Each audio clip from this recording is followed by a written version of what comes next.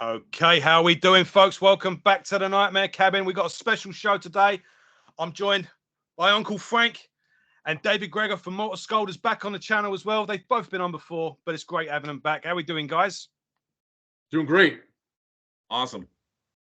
And then, right, so today we are going through the entire back catalogue of Death. And I did do a retrospective way earlier in this show's, in the channel's history. But yeah, I'm going to do it with these two guys, and it's going to supersede that because this is going to be cool. We've been looking forward to this. And yeah, I guess we'll start really with when did you first get into death, and what does sort of death mean to you? And then we'll get into Scream Bloody Gore, and then we'll just work our way through the catalogue, and hopefully by midnight tonight we'll be we can stumble off the bed. So Dave, why don't you start? Yeah. Is Death your favorite band? Yeah, I mean, I know you can't see it in the background there, but there's the death wall. My girlfriend's got she had like the only one we're missing is Symbolic because of the Roadrunner thing, but she got all the discs up on the wall, and I thought that was cool. When I first met her, I was like, "You're a Death fan?" She's like, "Oh," and so like, there's a match made in heaven. But yeah, no, Death, I would have to say probably my all-time favorite band. When we first started playing, my story's a lot different than a lot of other people. I didn't start really playing guitar until I was in my 20s. I got out of the Marine Corps. I was kind of stumbling around. I knew I wanted to be a musician, didn't know what I wanted to do. And then I started working at this record store in town, which was this famous record store called Radio Doctors.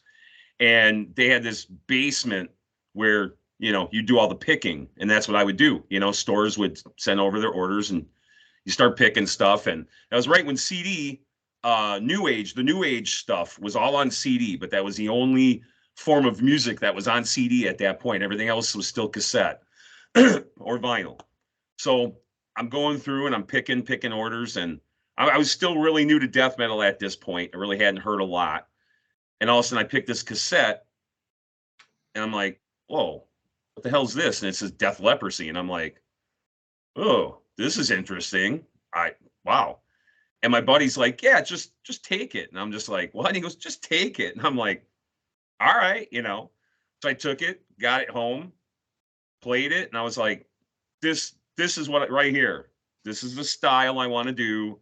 This is exactly, I really like the fact that they had the whammy bar solos. And I like the fact that Chuck was very clear because at the time it was very well, it still kind of is to be inaudible. And I was never that type of singer. I always like to sing with a lot of enunciation if I can. So that was a really big thing for me. But I got it home, popped it in, and then it was like, okay, now we got to check out a bunch of other bands, see what they're doing versus what Chuck is doing. And that just really, like, honestly, that was just like that really aha moment right there. I was like, Death Leprosy, this is it. Honestly, and that album is really responsible for like why I do what I do. So it was very, very influential for me. Yeah, for me, it was. I started out on death metal at a really early age, and it was always about finding the heaviest and hardest shit. So, because I was there, since the regular classical metal stuff, seeing it merge into speed, thrash, and then when all the heavier stuff was coming out. So there was a record store, and I kept on seeing the Death logo throughout zines, but they hadn't had a release yet. But I saw all their demos, and I don't know what I think when their demos were coming out, I really wasn't so much into like the tape trading. I got into tape trading and vinyl trading roughly around 85, 86, I would say. But they just kind of slipped through my radar for whatever reason. So the record store that was down from my parents where I lived in New York, Slip Disc Records, shout out to Mike Schutzman, who still does stuff around Long Island, New York with vinyl records and his Slip Disc name. He would get all like the latest and greatest stuff all the time. And I can remember going in there one time and there was something playing over like the rate over his sound system, and I was like, I really hadn't heard anything quite like that. Slaughter, Strapido, that wasn't even out yet. That didn't come out till '87. And I was like, it was a little rough sounding, but it was really heavy. And I was like, what the fuck is that? And he's like, yeah, I got this demo of a band called Death. And I think I can remember they had there was this one cabinet that he had, and underneath the cabinet, when he would open it up, he would get demos from bands, and it was in there. It was the Death Mutilation 3-song demo, and I don't ask me. This was '86. Don't ask me what fucking song was playing, but I just remembered. I was like, man, I really like that. That's really good.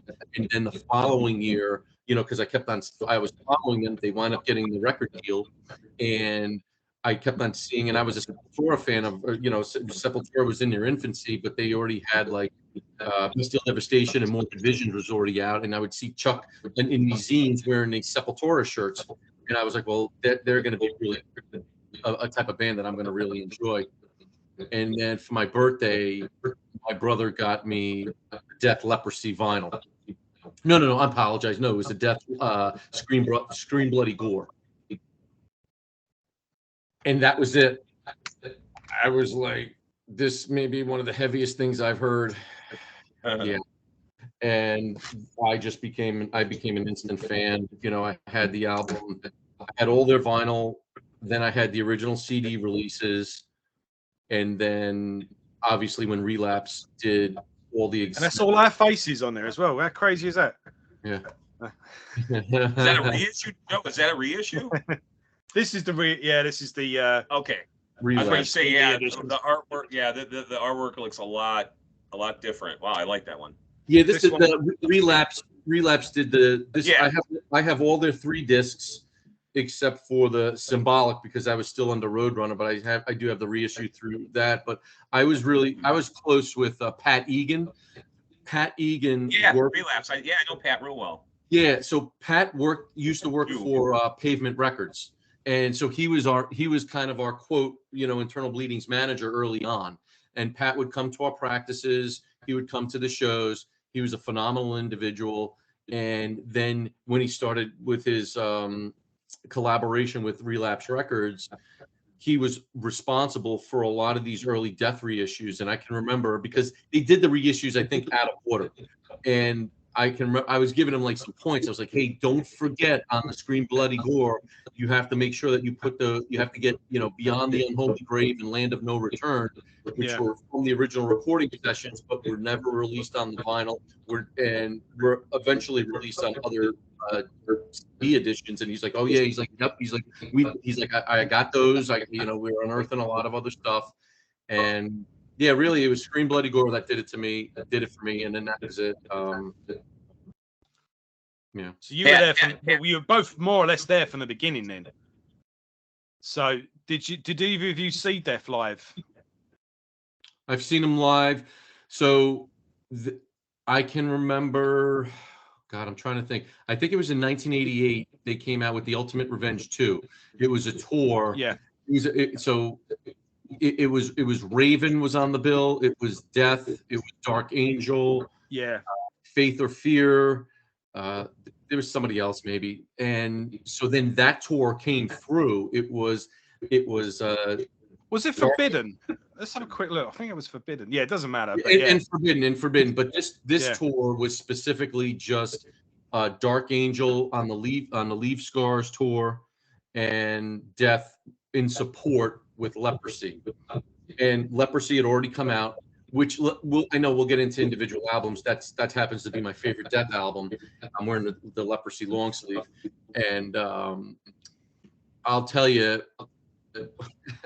it was my friend and I. We were getting there, and we had left a little bit late, and we're like, we gotta get there for Death. We gotta get there for Death. And as soon as we came in, they hit the first chord to Leprosy, and the place went ballistic.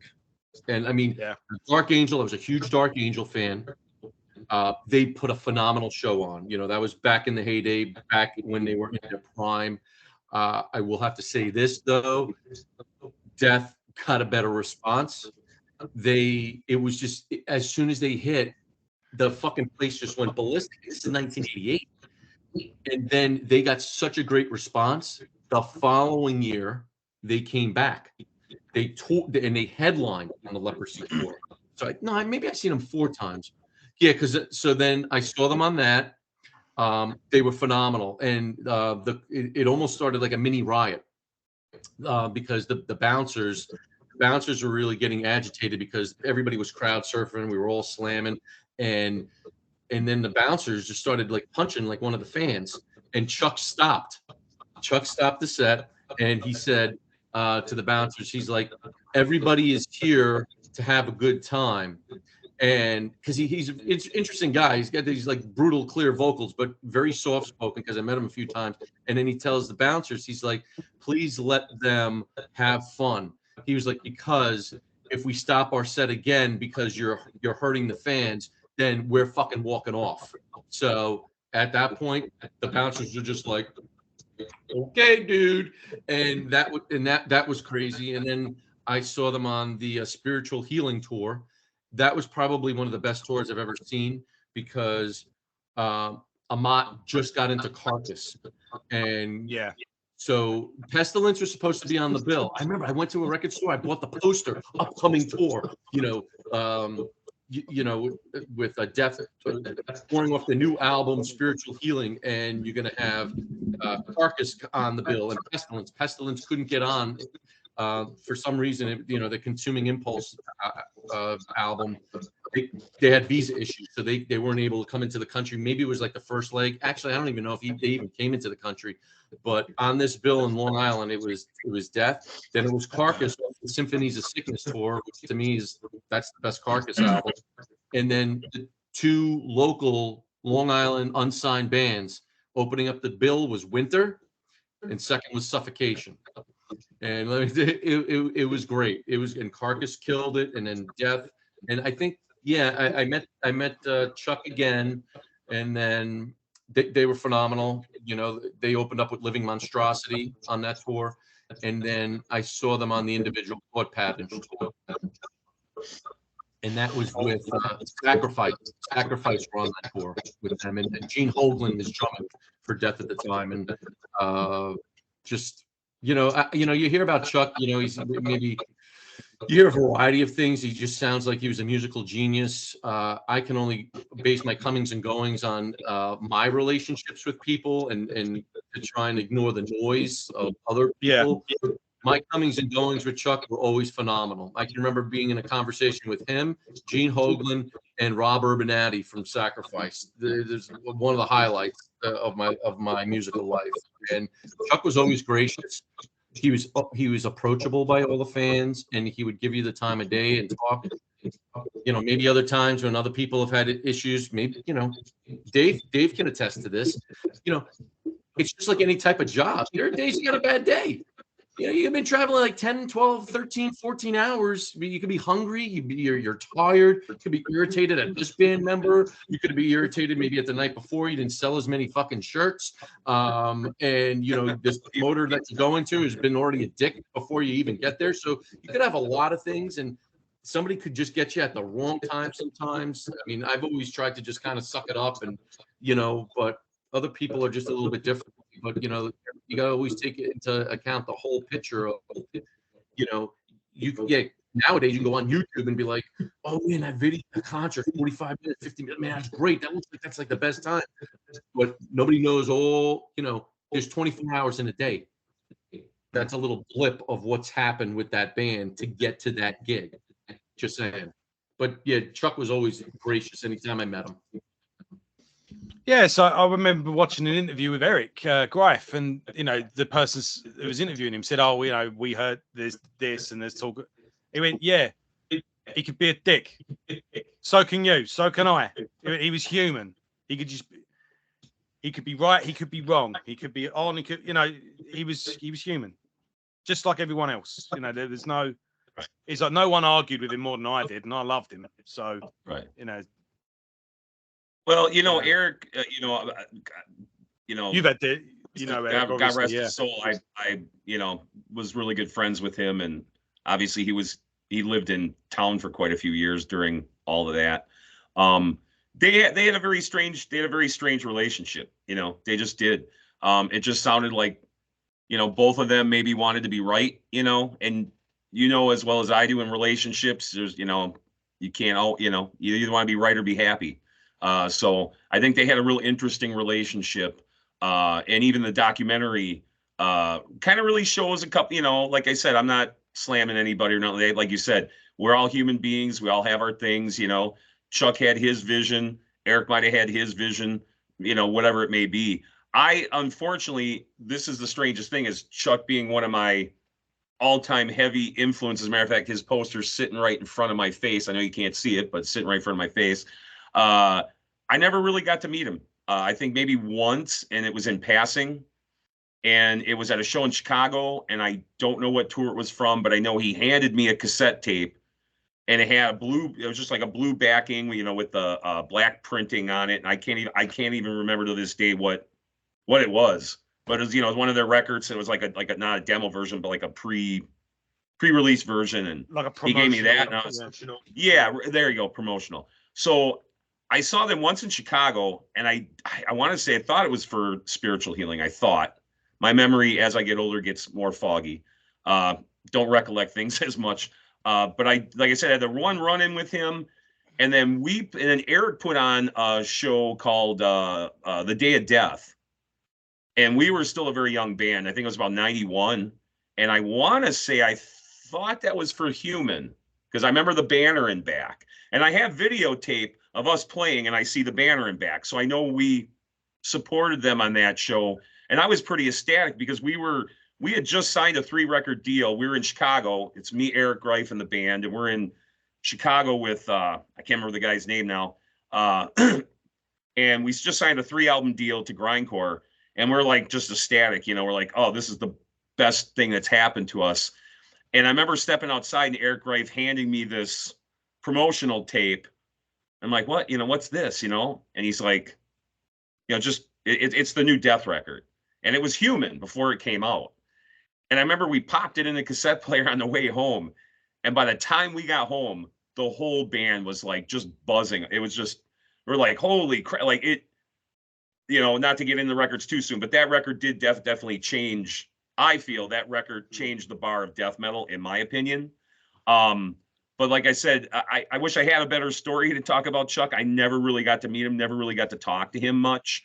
Eric and I kind of more corresponded about the stuff. So I got a lot of secondhand information, so not sure what was true, what wasn't true. I just know I love both of those guys. Eric Greif is responsible for my career, in my opinion,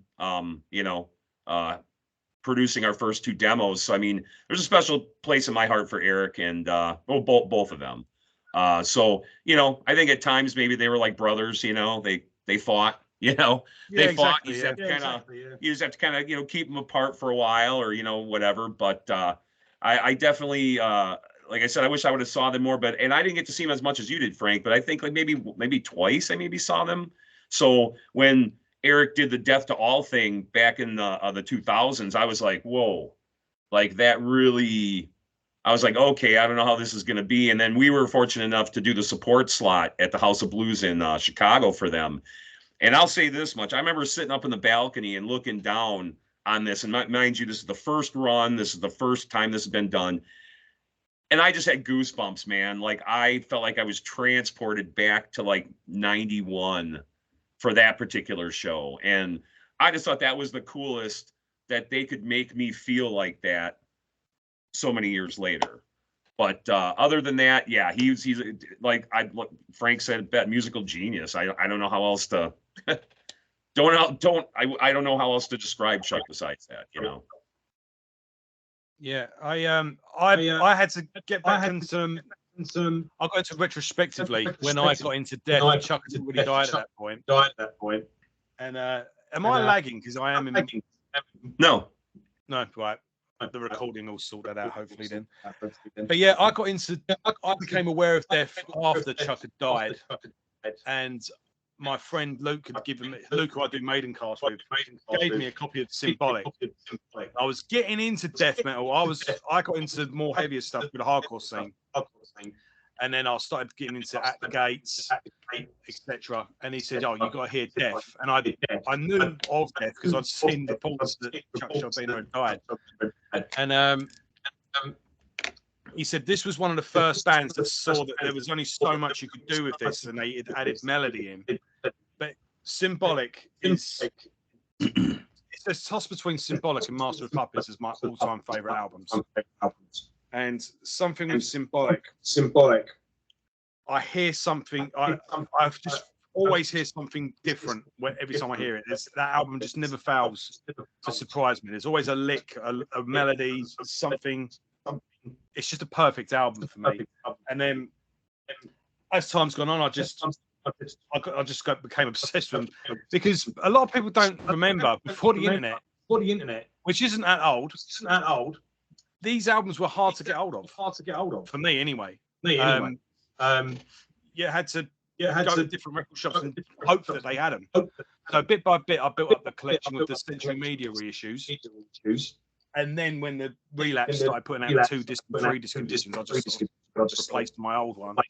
But yeah, like Dave, I think Death are probably my favourite band, apart from like your Iron Maidens and your Sabbaths and stuff like that. But in terms of extreme metal, Death, I think it's a perfect back catalogue. I think whether say your Cannibal Corpse and your brutal death metals, you cover that with Scream Bloody Gore and Leprosy. Your technical death metals, you get that with Human or Melodic.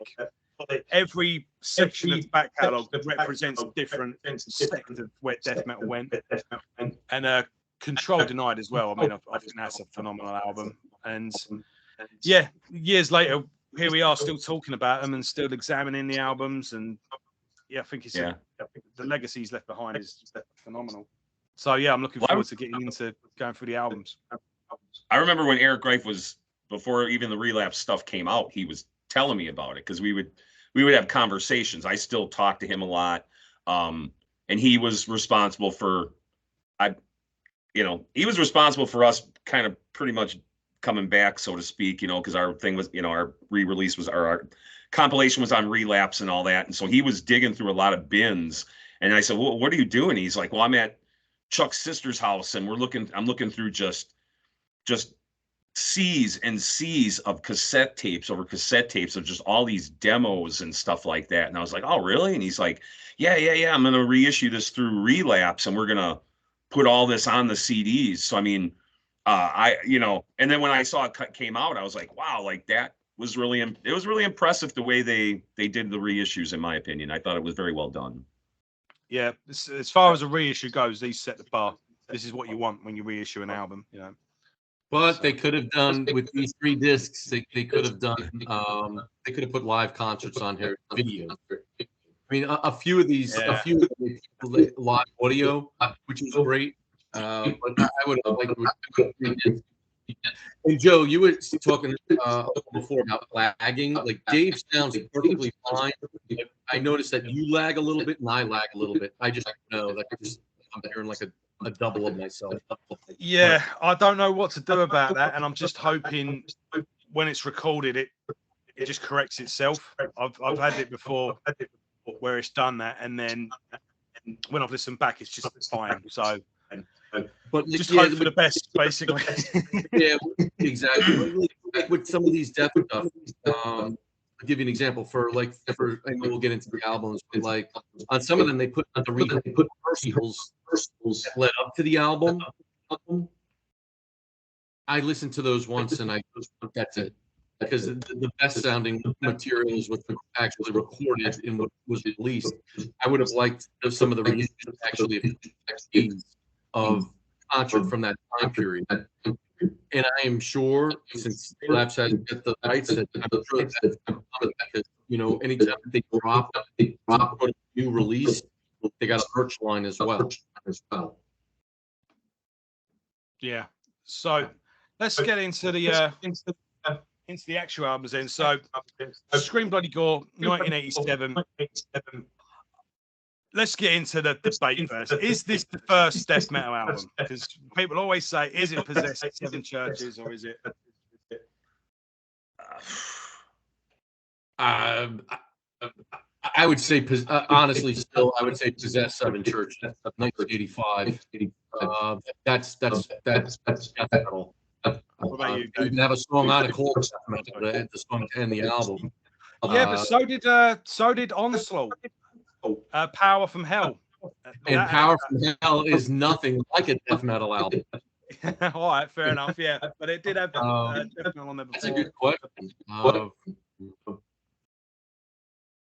I would be. What do you think, Dave? You know what? I really didn't get into Possessed that much. And the little bit I did, I considered death metal. So for me, I think Scream Bloody Gore would, in my opinion, would be the first death metal record. Yeah, you know, it's like opinions. You know, I'll be diplomatic. I think Possessed unwittingly invented it, not knowing, and then it was perfected. Fair enough. I think with Scream Bloody Gore, there's no doubt we are where we are when it comes to this, and I think a bit like when Black Sabbath, you know, people might say, "Oh, Jimi Hendrix or Blue Cheer or someone like that." Yeah, but when Black Sabbath came out, we knew where we were. So you could say unwittingly invented by Black Sabbath, but perfected by Judas Priest. And yeah, unknowingly invented by Possessed, perfected by Death. I think that's a diplomatic way of putting it. What do you think? Yeah, I like that, because we can almost even have that same conversation with like Venom and Bathory. Like Venom, I would say Venom started black metal, but Bathory perfected it with their debut album. With what we know black metal to be today, that started with Bathory, definitely. Mm-hmm. I would say. But yeah, I would say that you're right with that.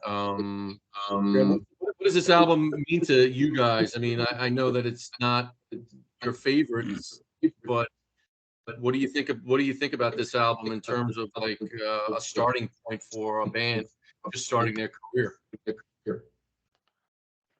I think it's not necessarily my favorite Death album, but it's a masterpiece regardless, and it's a masterpiece of what type of album it is. This is a nasty, dirty, gory album. You know, those opening chords of Internal Death. It's just when it kicks out, bam, bam, bam, bam, bam, bam, bam. You know, it's still kind of loose in places as well, but it's just awesome. And the tortured screams that Chuck gives at the end of Scream Bloody Gore. It's actually listening to it this week.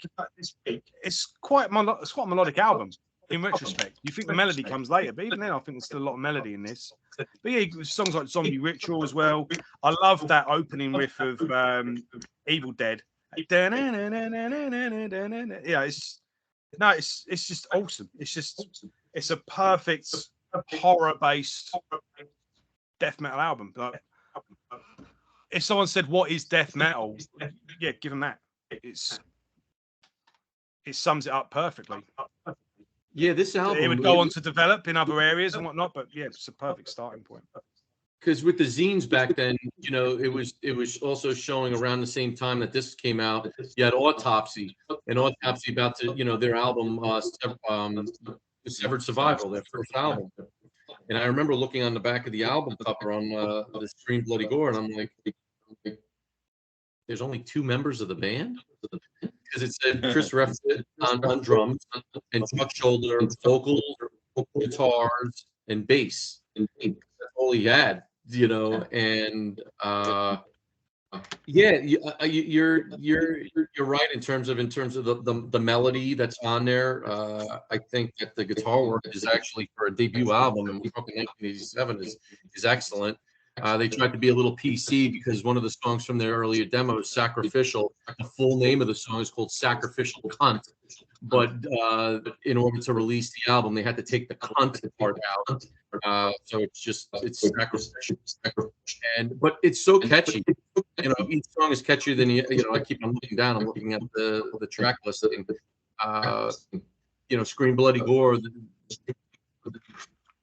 because it was originally a 10-song album, you know, before they added Beyond the Unholy Grave and Land of No Return. But Scream Bloody Gore, the way you hit the drums, that is such a fucking heavy song. So, and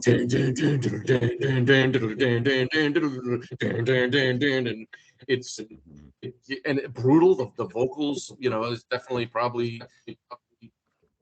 in terms of like vocal performance between this and Leprosy, this is probably his most brutal outing. But you know, I couldn't have foreseen this band starting off with Scream Bloody Gore, getting then to the band that then released The Sound of Perseverance. Just because it seems like he reinvented himself with each album and with each lineup that he had.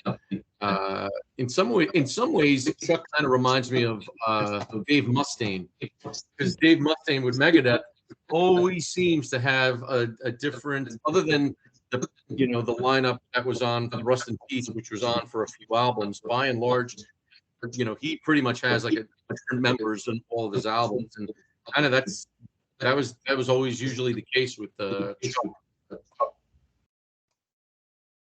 Yeah, there's definitely parallels there. Yeah, with Dave and Chuck and the way the career projected. Yeah. Oh. So, yeah, Dave, what do you think of Scream Bloody Gore? Well, I'm probably going to get killed for this one, but this album was not even on my radar. Kind of like what you were saying, you came into Death, you know, that's it. He's after gone. Chuck gets asked. Frank's out of here. No, really, I didn't even know this album existed, to be honest with you. I was like, Leprosy was it for me. That was it. I went back and it's like you said, it's not my favorite record, to be honest with you. But I would say the older I get, the more I look back on things and I start to like more re-examine it. There are tracks that start to stand out for me that I'm like, okay, like Frank was saying, you know, the beginning of Infernal Death and the screams, and I'm starting to appreciate it a lot more. Like I said, it really wasn't my first introduction to them, so I kind of, you know, I was like, what's this? And then I had to go kind of back to it, but I kind of poning off with Chuck, or I mean, what Frank said was, yeah, the two members. I'm like, what? There were two guys on this? Like, again, I think it's just a testament to Chuck's musical genius back then at such an early age. And, you know, and he's just starting out just to show you how talented and just how his mind worked versus, you know, the rest of us in our first startups and demos and whatever have you. So I think it's just a testament to, you know, who he became. And I agree with what Frank said. It just seems like every record, it was like another reinvention or like another step or another stage. And then it just, like fine wine, I just feel like it just got better and better and better. And then at one point it was just like, you know, I feel like the guy couldn't have put anything bad out, you know, like there's just, he just touched something and it was like, hey, you know. So that was, like I said, I didn't have a huge introduction to it, but like I said, the more older I get, the more I go back and I start to re-examine it to find out that it, you know, definitely was a good record overall. And for, like I said, for two guys and they're starting out and just kind of getting the band going and all that, it definitely is an impressive record. So let's go on then to Leprosy. So obviously with Scream Bloody Gore comes out, Chris relocates and ends up forming Autopsy, and then he forms the band to do live shows, which would become the Leprosy lineup. And yeah, the next show me a death metal album with a pink cover that's heavier than this. So yeah, I've got the 3-disc edition as well. I've got a Joe, you said you had the 3-disc edition of Leprosy? Yeah. So what number do you have? Because it's a limited edition out of 2000. What do you have? I've got 1,888. All right, I was at 488. I didn't bring that one in. Jess has that one out in we didn't bring that one in. Damn it! I wish I'd have brought that one in with me. I got just looked at that last night. When Brett Hoffman from Malevolent Creation was having his cancer treatment, there was a few fundraisers going on, and Kyle Simons was eBaying off some items to go towards it. So I managed to I bought his copy of Leprosy, and Terry Butler had signed it. So I took it to the Left to Die show at London last year. Was it this year? And I got Rick Ross to sign it as well. So that's probably an original copy as well. So yeah, Kyle's a good guy. Kyle's good. Thought I had an original copy. What have we got on this one? You got a live gig on this one as well. And, yeah, there's upstate New York and Rochester, and then like there's 3 songs taken from a Jersey show. So with Leprosy, I feel it's basically Scream Bloody Gore just tightened up and just, you know, more refined. I think I have an ongoing debate with people what would be like the death metal Rain in Blood, and I think this certainly, you know, what's the word? It's certainly in line for it. Yeah. It's just what we go from 10 songs or 12 songs, and we're down to 8. But it's more because everything's just more precise. And every song on here is just punishing. He let the songs breathe more. I felt on this album. You know, he starts out with a long song by all stretch of imagination. Leprosy, I think, is over 6 minutes long. You know, so opening up with a long song for an album, he wasn't afraid to take that chance. And I felt, like you said, I mean, this is a tighter version of Scream Bloody Gore. I also felt that he allowed the riffs to breathe more with songs like Pull the Plug, you know, Leprosy, just the riffs were just a little bit more thought out. And it's actually, I felt like this album is actually heavier than Scream Bloody Gore, in my opinion. And each song is catchier than the one. Left Eye, you know, I remember them opening up with that. And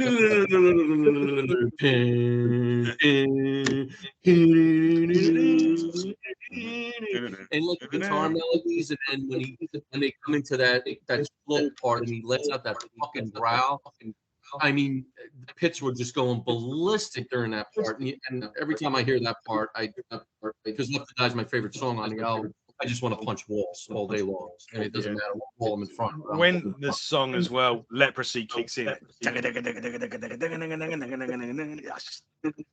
fucking evil sounding, and the same goes for Born Dead. No, that's the wrong one, isn't it?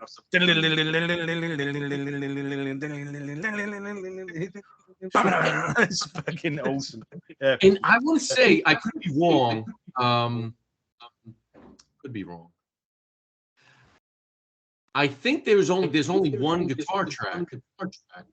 So, like you mentioned the Born Dead song. You'll hear the guitar melodies, but you won't hear like a main guitar riff. But you'll hear the bass guitar. You listen to it again. I think it may have been one guitar track. I'm not sure.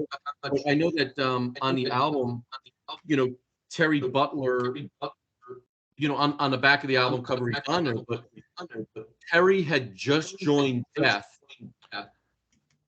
but doesn't play bass on the That's right. Yeah, he was getting nervous when the recording button thing. He would.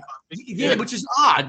I don't. Maybe it's because he was a new band. He didn't feel comfortable with this was going to be like his first recording. Studios are intimidating. Well, yeah. You know what? Honestly, man, you know, now that you're saying that, when we did our first demo, terrifying. Like there's so many mistakes and just so many, you know, fix-ups we had to do, because when you're in that element, it's, you know, as Frank can contest, it's different than playing live. It's different than playing in rehearsal.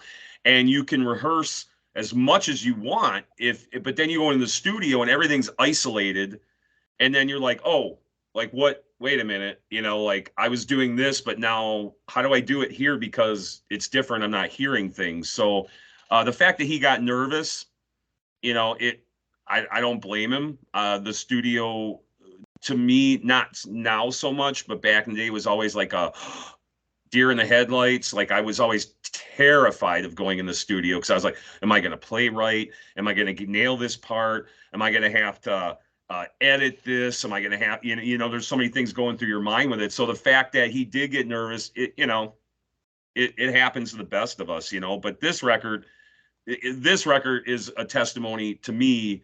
I don't think without this record, I would probably have been playing music, to be honest with you. I mean, my influences goes back to Ozzy and Randy Rhoads, and that was like a main platform and basis for me to want to play music. But when I heard this record, I was just blown away because I thought, in our area at the time, we had death metal bands, but they were so like hidden under rocks, because the scene kind of really wasn't there yet. And in our area, like most areas, you had cover bands. So you had all these guys running around with the teased hair and the spandex and the bandanas and all that stuff. And I mean, it's cool if you're trying to get chicks, but I'm like, dude, I don't want to look like that. I didn't want to put eyeliner on. And of course, being from the school that I came from, it was, you're a poser, who are these guys? You know what I mean? So when this came on my radar, I was like, hell yeah.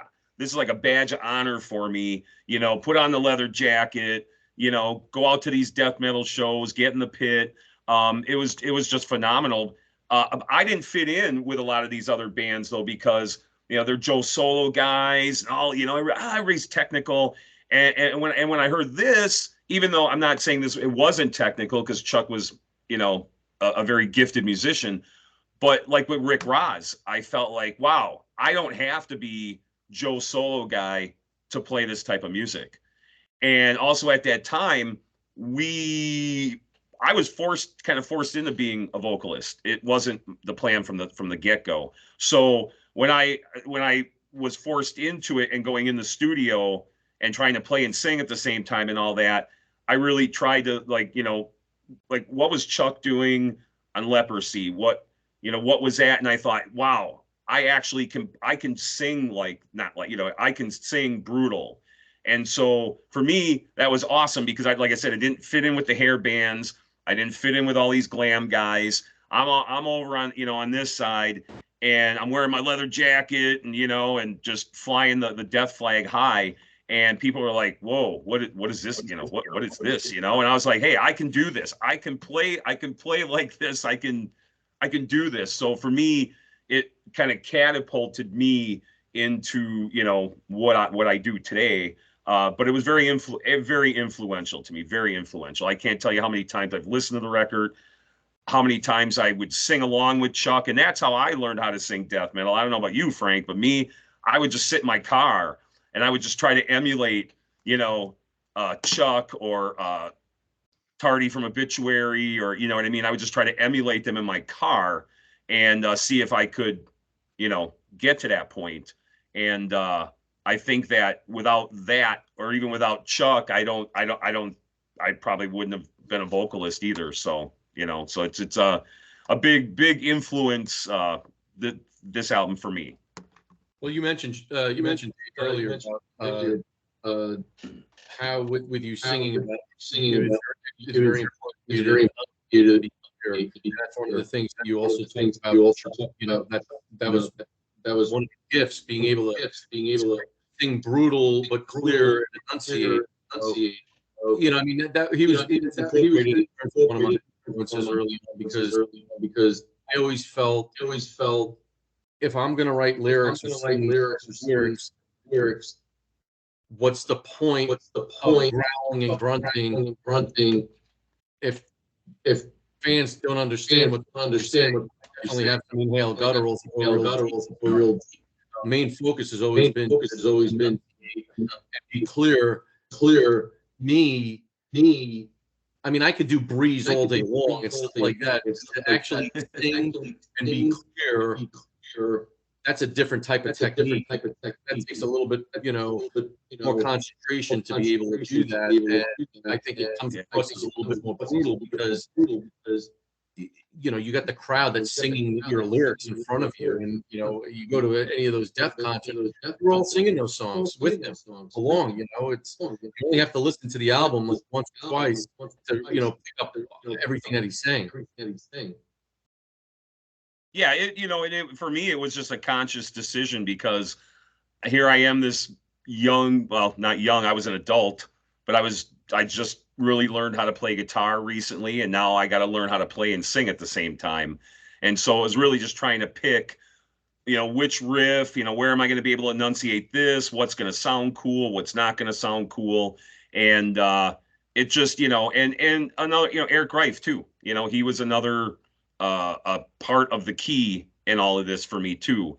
We went into it was called Wave Digital in Gurney, and it's this huge, real professional studio. And we're going in, and like I said, I'm just trying to channel Chuck as best I can, because I'm kind of like, I have no idea what I'm doing at this point, and that was nerve-wracking for me. It's like I had no clue whatsoever.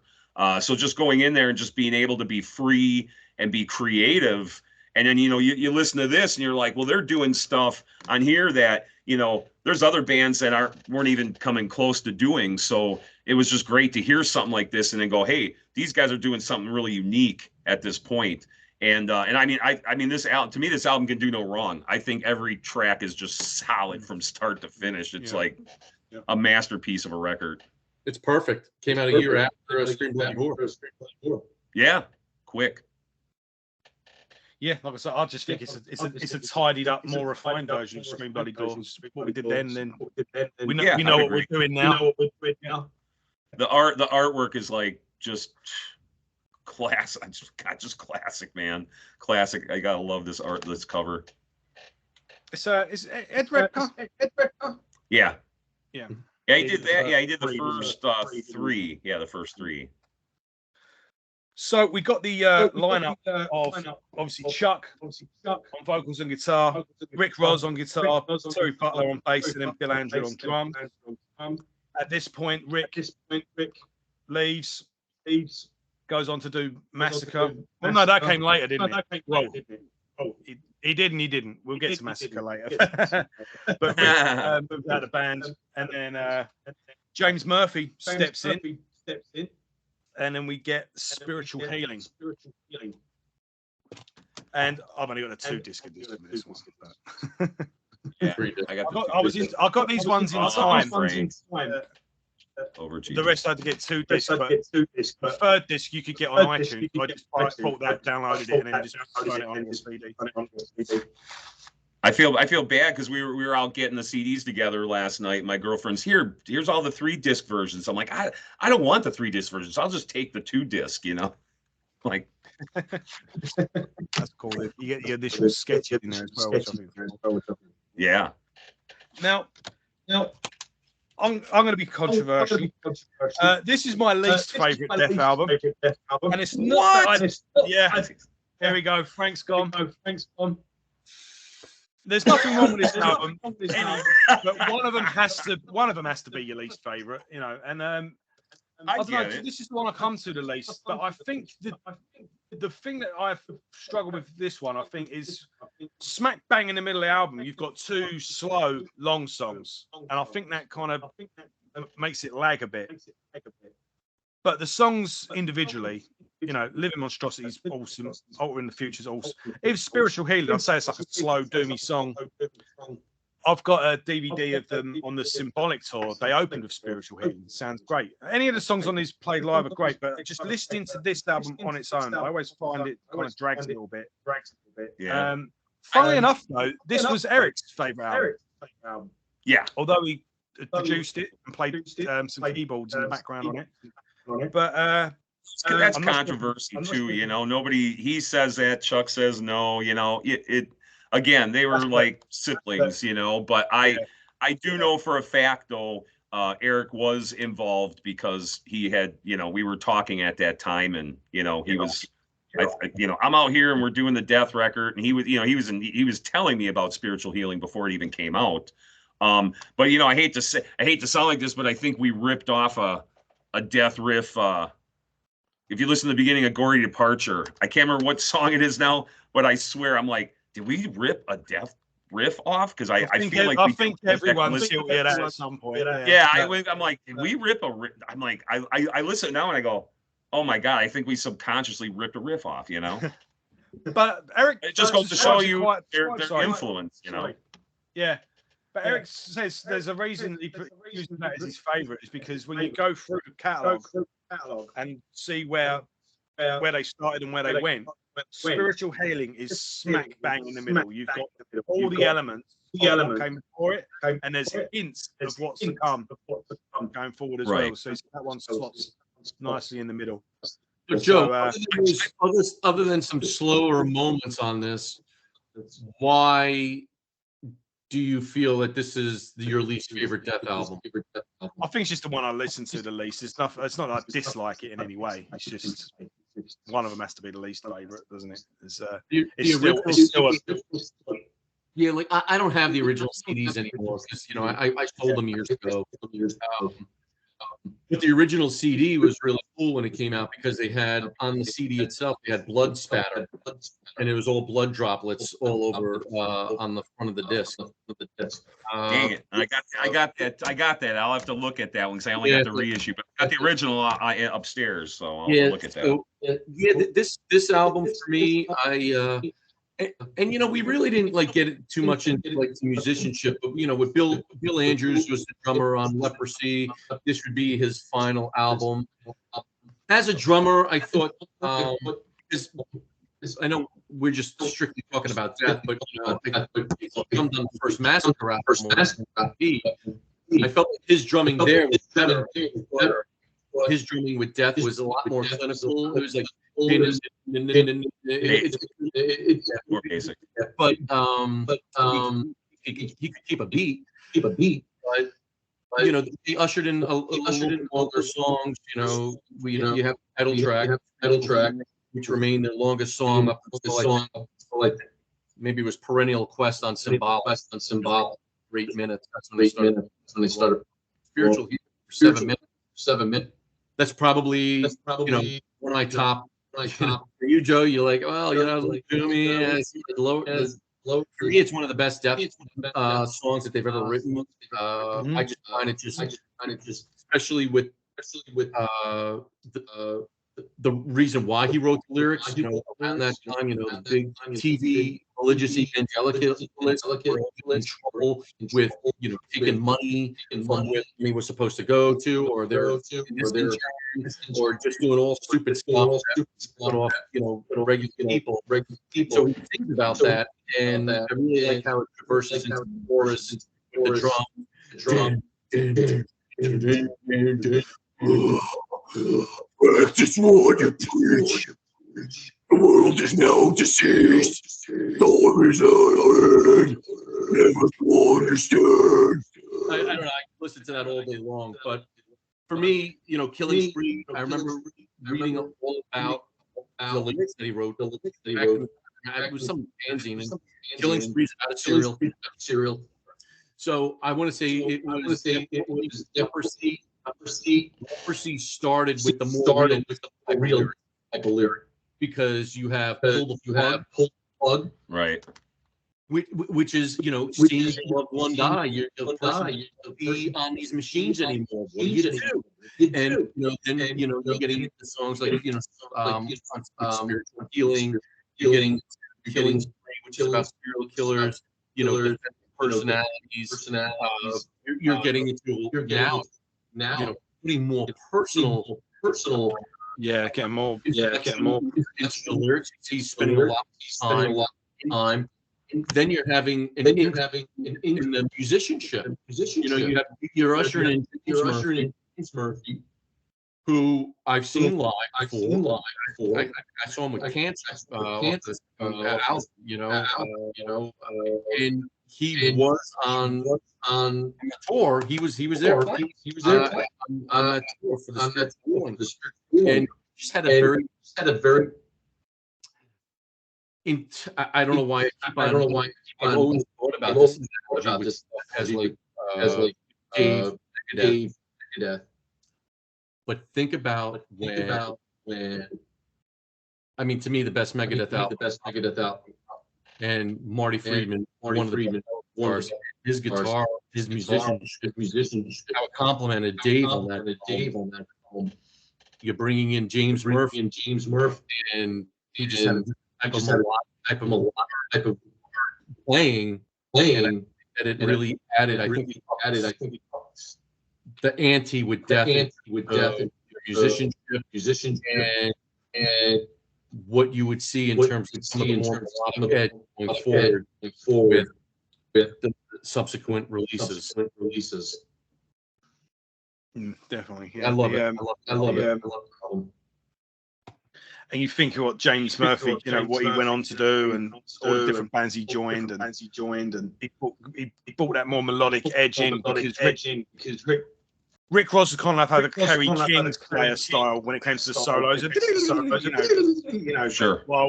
While James would have a full out approach. Right.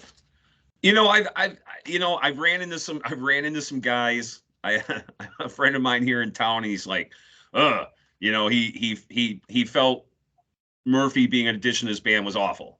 He hates it. And I'm like, why? And he's like, well, death metal shouldn't be clean. It shouldn't be polished. It shouldn't be this. And I kind of was like, well, I feel like you're wrong, because I feel like this at this point, death is like, they're doing this. And like Frank said, the musicianship, you're bringing in James Murphy, a very talented, gifted guitar player, with Chuck, another talented, gifted guitar player, two guys coming together.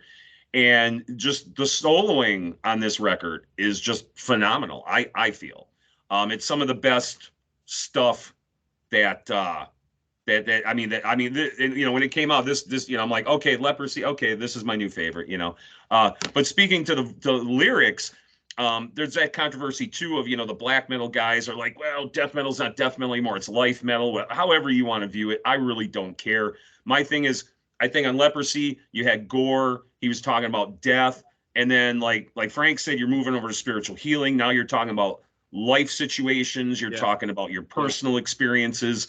And I think for me, something similar happened to me with my records too. I went from talking about death to talking about life, and I don't regret it. I think it's a smart thing, because the thing is, for me, is when I'm singing, I want to feel what I'm singing, and I want to relate to what I'm singing.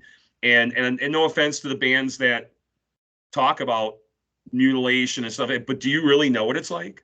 Have you chopped somebody's arm off? No, you haven't. So you can write all the lyrics you want about it and blood spurting, but have you done it? Have you seen a guy die in front of you? No, you probably haven't. So, and getting back to the late great Eric Reif, this was something he told me really early on in my career. He said, write about what you know. Write about what you know. And that was not only the catalyst for me, but that was the platform that I was like, okay, forget it. I'm not talking about gore anymore. I'm not talking about that. And maybe that's why we're not popular. I don't know. But I always wanted to talk about my life experiences. And Frank actually writes a lot of lyrics and helps out on our, I don't want to, this isn't about me, but on our new record, there's like 3 songs that Frank did lyrics for me. And I'm going to send you a link, Frank, because I want you to hear something, because there's a song that we're going to be releasing, I think, on Monday for the record, and they're all Frank's lyrics. And there's a lyric line in there that I just love, and it's so intense, and the way I planned it and delivered it, it just makes me kind of channel Chuck, because I was like, this lyric line is so like, kind of like what you're saying, Frank, like, when you pronounce like that, there's a certain words that are going to stand out, and there's certain words that are going to make those impacts. And for me, I feel like that's what this record did. I feel like his lyrics were very impactful. They were very insightful, amazing too, because you can write all the lyrics you want, and as we know, there's a lot of our favorite bands that we love since kids. Look at Zeppelin. Some of their lyrics, I'm like, what's a hedgerow? What's a you don't understand sometimes maybe what a lyric is. But with Chuck, it made sense. You knew what he was talking about. You knew the storyline. You knew the topic. You knew, like you were saying, living monstrosity and altering the future and all of that. You just knew it. So for me, this set a new bar for me vocally, lyrically too, because I thought, well, I can't, I have to write now about my experiences and how I feel, whether it's, relationship with your kids or your ex-wife or whatever you're going through. And I think that was the one thing that I think this was paramount for, was that, yes, you can be in a death metal band and you can write about life. So that's my 2 cents on that. Yeah, definitely, man. Yeah, Definitely good. Yeah, good. Is there anything to talk about? With spiritual healing going forward, or should we move on to human? Move on to human. Right. So things get really messy now. They do a tour. It falls apart. James quits, and then I forget who jumps in the meantime. They end up doing a tour without Chuck. Yeah, gets real fucking messy. So anyway, Chuck gets rid of all that. He gets the name. He gets his ducks in order. He gets together a new lineup, and then puts out a new album with a new not a new sound, but a new developed sound. That is human. So who do we have? We have Paul. Paul Masterval, and Sean. What's his? Reinhardt. Sean Reinhardt on drums, and Steve DiGiorgio on bass. Now, I read recently, Steve was playing with Death as early as the Scream Bloody Gore days. Yeah, he had an on and off relationship, I think, through the whole career with them. Yeah. Even like, I know he does. I know I'm getting a little bit ahead of myself, but like Symbolic. Yeah. Yeah. I heard he played the demos and stuff like that, but he didn't record the record. So he's always kind of had this back and forth relationship with the band.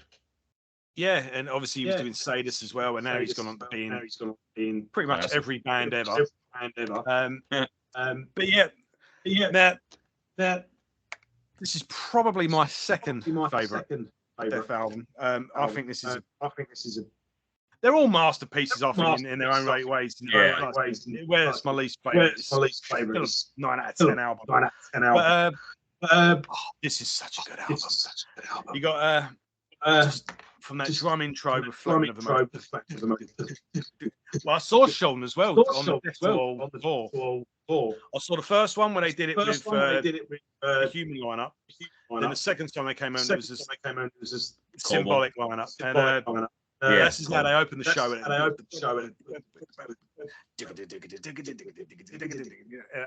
then it just.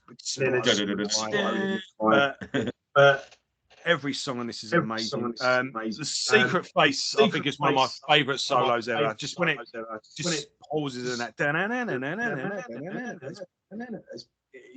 This album, in low ways, just makes me feel like I'm floating. It's just amazing. The intro to Lack of Comprehension, just that lovely, peaceful little intro. Boom, boom, boom, boom, boom, and then it kicks in. It's one of the catchiest riffs ever. Lack of Comprehension. They even made a video for that, didn't they? And that's what really put them over the edge. I was on they would play that on Headbangers Ball. Yeah, really, you know. Cosmic Sea, I think is just amazing. I can't believe they did that live on the Death tour. That was what was great. That was something they just came up with in the studio, from what I heard. Like that was. I mean, they were just goofing around. To me, it's part 1 and part 2. If Metallica's Orion and Vacant Planets by Death, they fit together perfectly. Nice.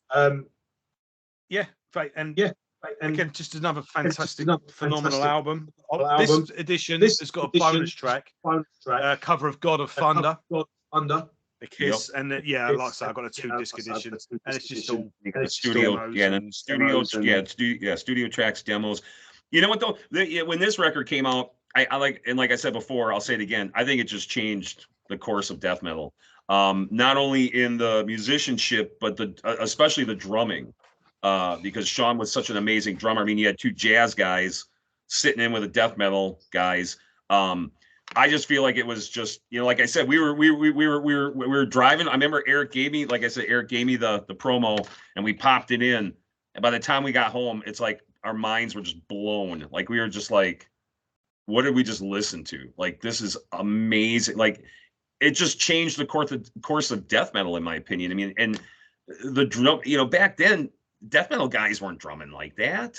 They weren't, and even if you listen to a lot of the guitar stuff where he goes da da da da, he's playing like super high chords, like, in death metal it was always about being low or being guttural or being, this and that, and they were really playing a lot of different like higher register chords that a lot of bands just really weren't doing. I mean, maybe some of the earlier thrash bands might have been doing it, but like just for death metal, you weren't hearing that. And then just to hear it complemented with the drums and then the bass compositions and then the vocals on top of it, I mean, this, like I said, it blew me away. And when we played with them on this tour, it was just like a kid in a candy store. I was just like, holy crap. Like, I can't believe how amazing, and it just, at the time, now obviously we're all older, there's so much music, and I kind of feel like back in the day when this came out, it was more organic.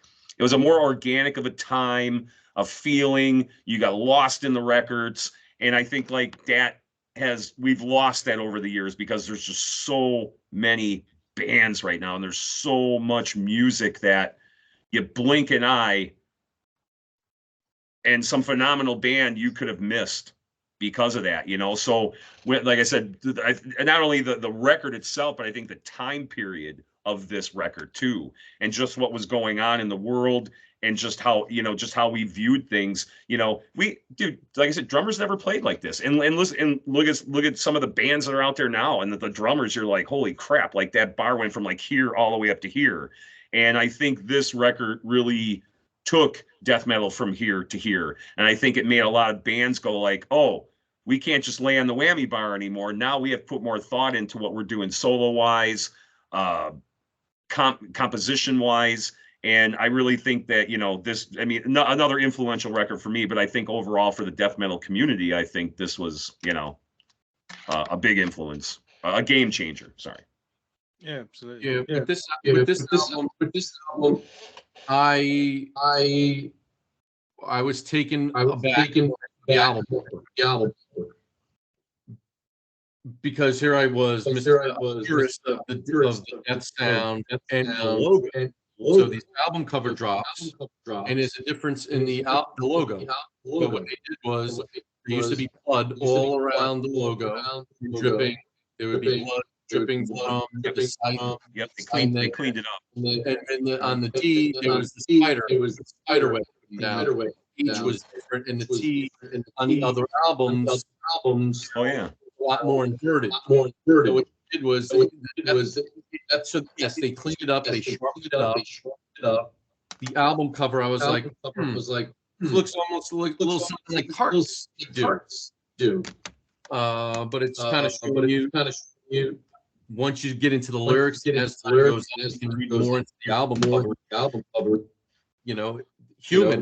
It's about the internal workings of an individual as well as on the outside. I feel, and once I plugged in the album, when it came out, like you said, like Dave, and the drumming. The sense of urgency on this record is tenfold, in my opinion.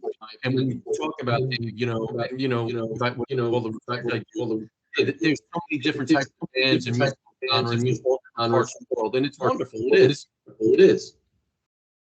When you go back to the, I'm always like, can these bands play this music live without fucking triggers? And you do, right? Because Reinhardt, I for some reason I missed the Human tour. I don't know why I missed it. But I saw Cynic on their Focus album tour, on their debut album, and so I saw Sean playing Cynic, and is that good? He was that good. I mean, his drumming was and to hear this type of drumming on with of emotions, when you hear this bass slowly, it's louder and louder and louder, and then it comes in, and I'm like, huh. And then the speed part.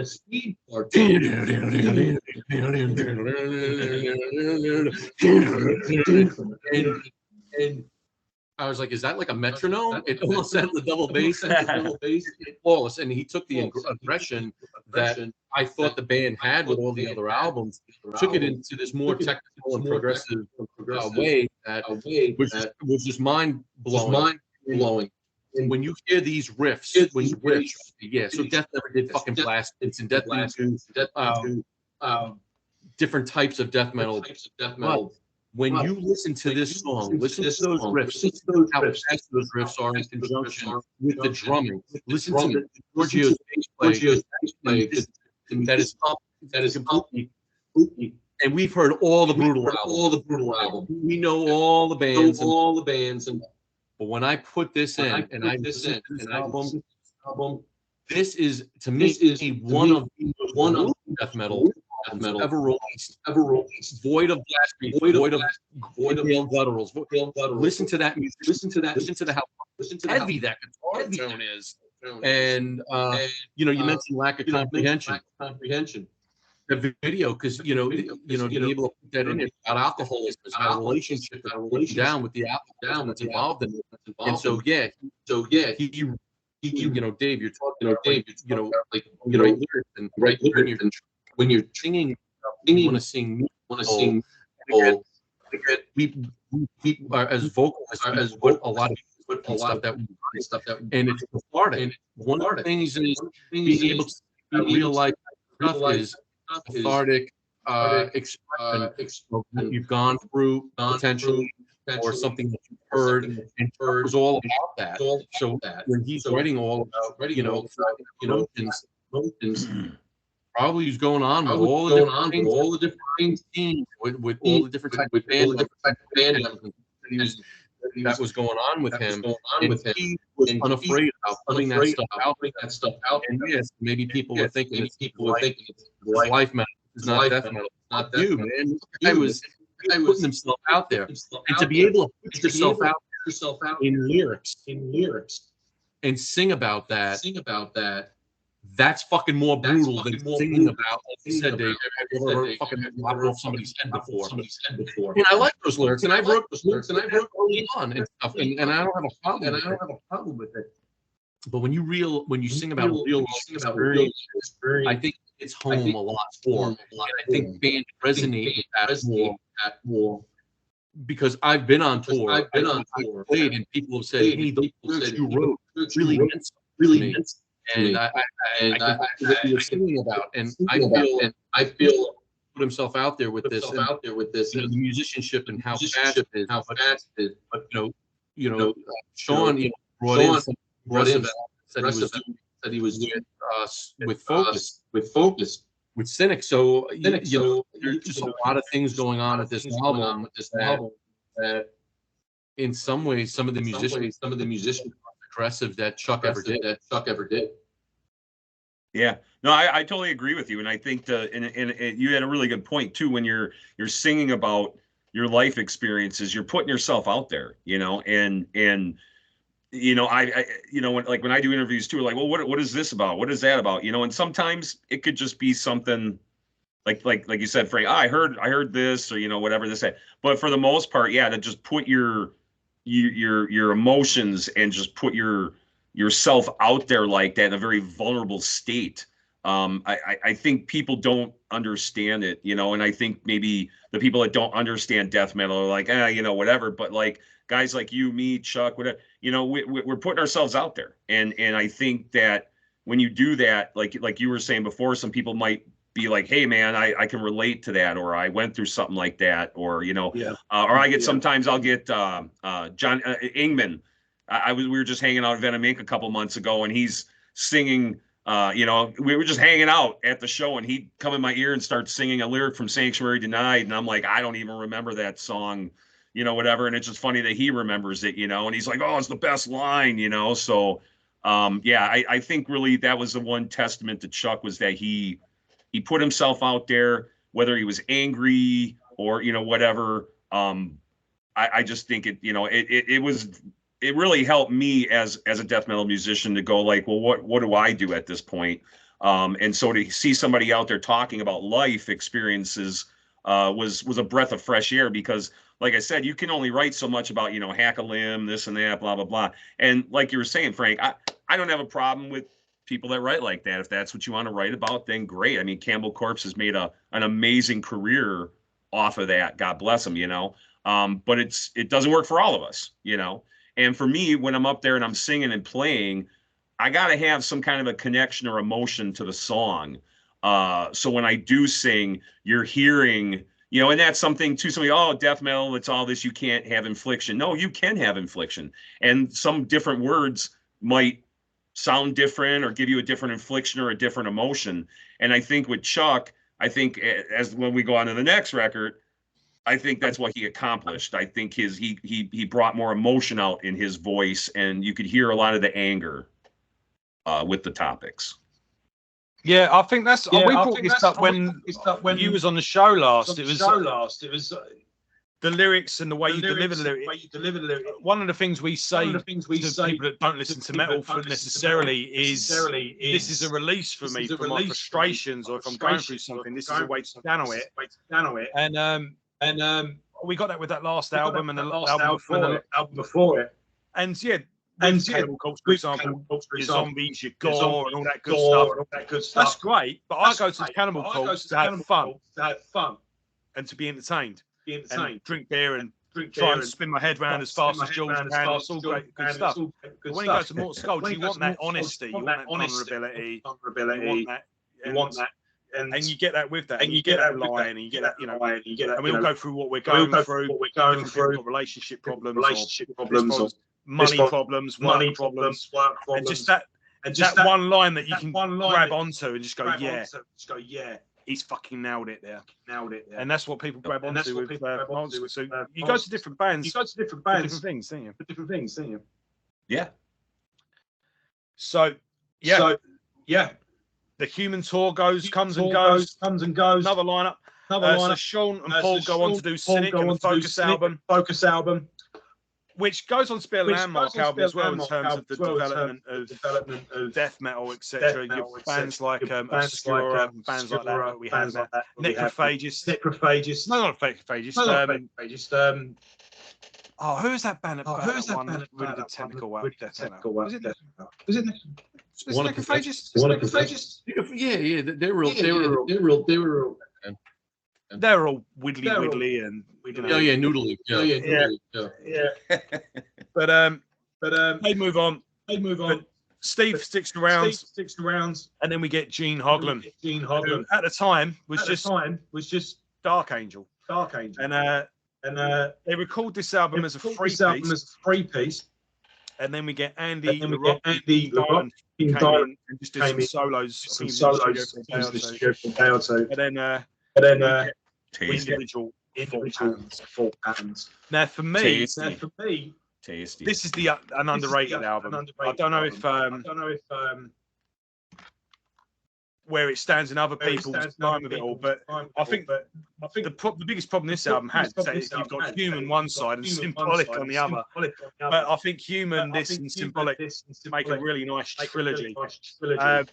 And there's always songs on this that I don't listen to this as often as I listen to other albums. So I always think when I feel like something a bit different, I'll chuck this on, and then I forget how many good songs are on it.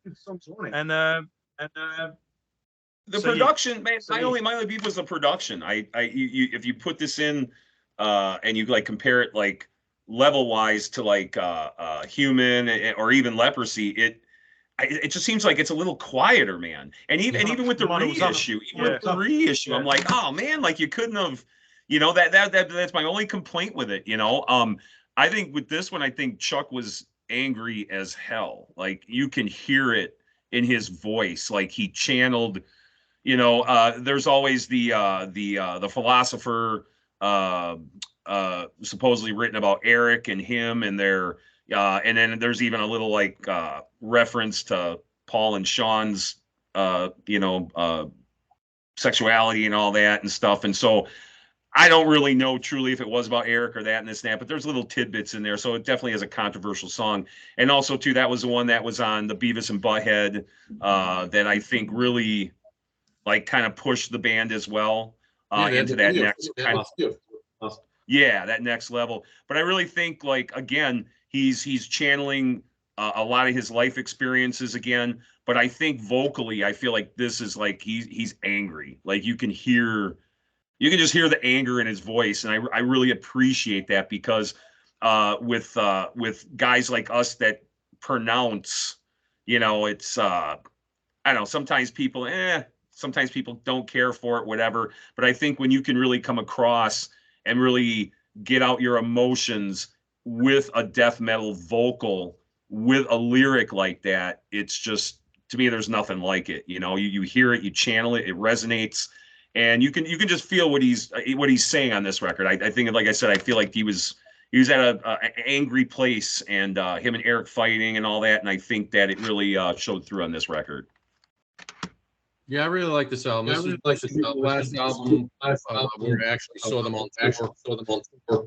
And definitely a little bit of a different sound. I mean, they had the Atomic Clock, Gene Hoglan drumming on this album. Like I said, they went on with Sacrifice. And the drumming is great. I thought that I thought the production of the double bass on the album was a little bit. I don't know. There was muffled. Yeah, it's an interesting sound in the mix that they came up with. Again, the logo is over from Human. It's the same Death logo. Where they tightened it, streamlined it, individual. I got this on the shirt. You got the brain on the back, which is I'm like that's like an homage to Ministry. The last song, The Philosopher, slow, super heavy. They played that video a bunch of times. Like Dave said, they played it on Beavis and Butthead. But overactive imagination, jealousy. I really, when he says jealousy, like I feel like he's murdering his soul with the way he's saying that for whatever reason.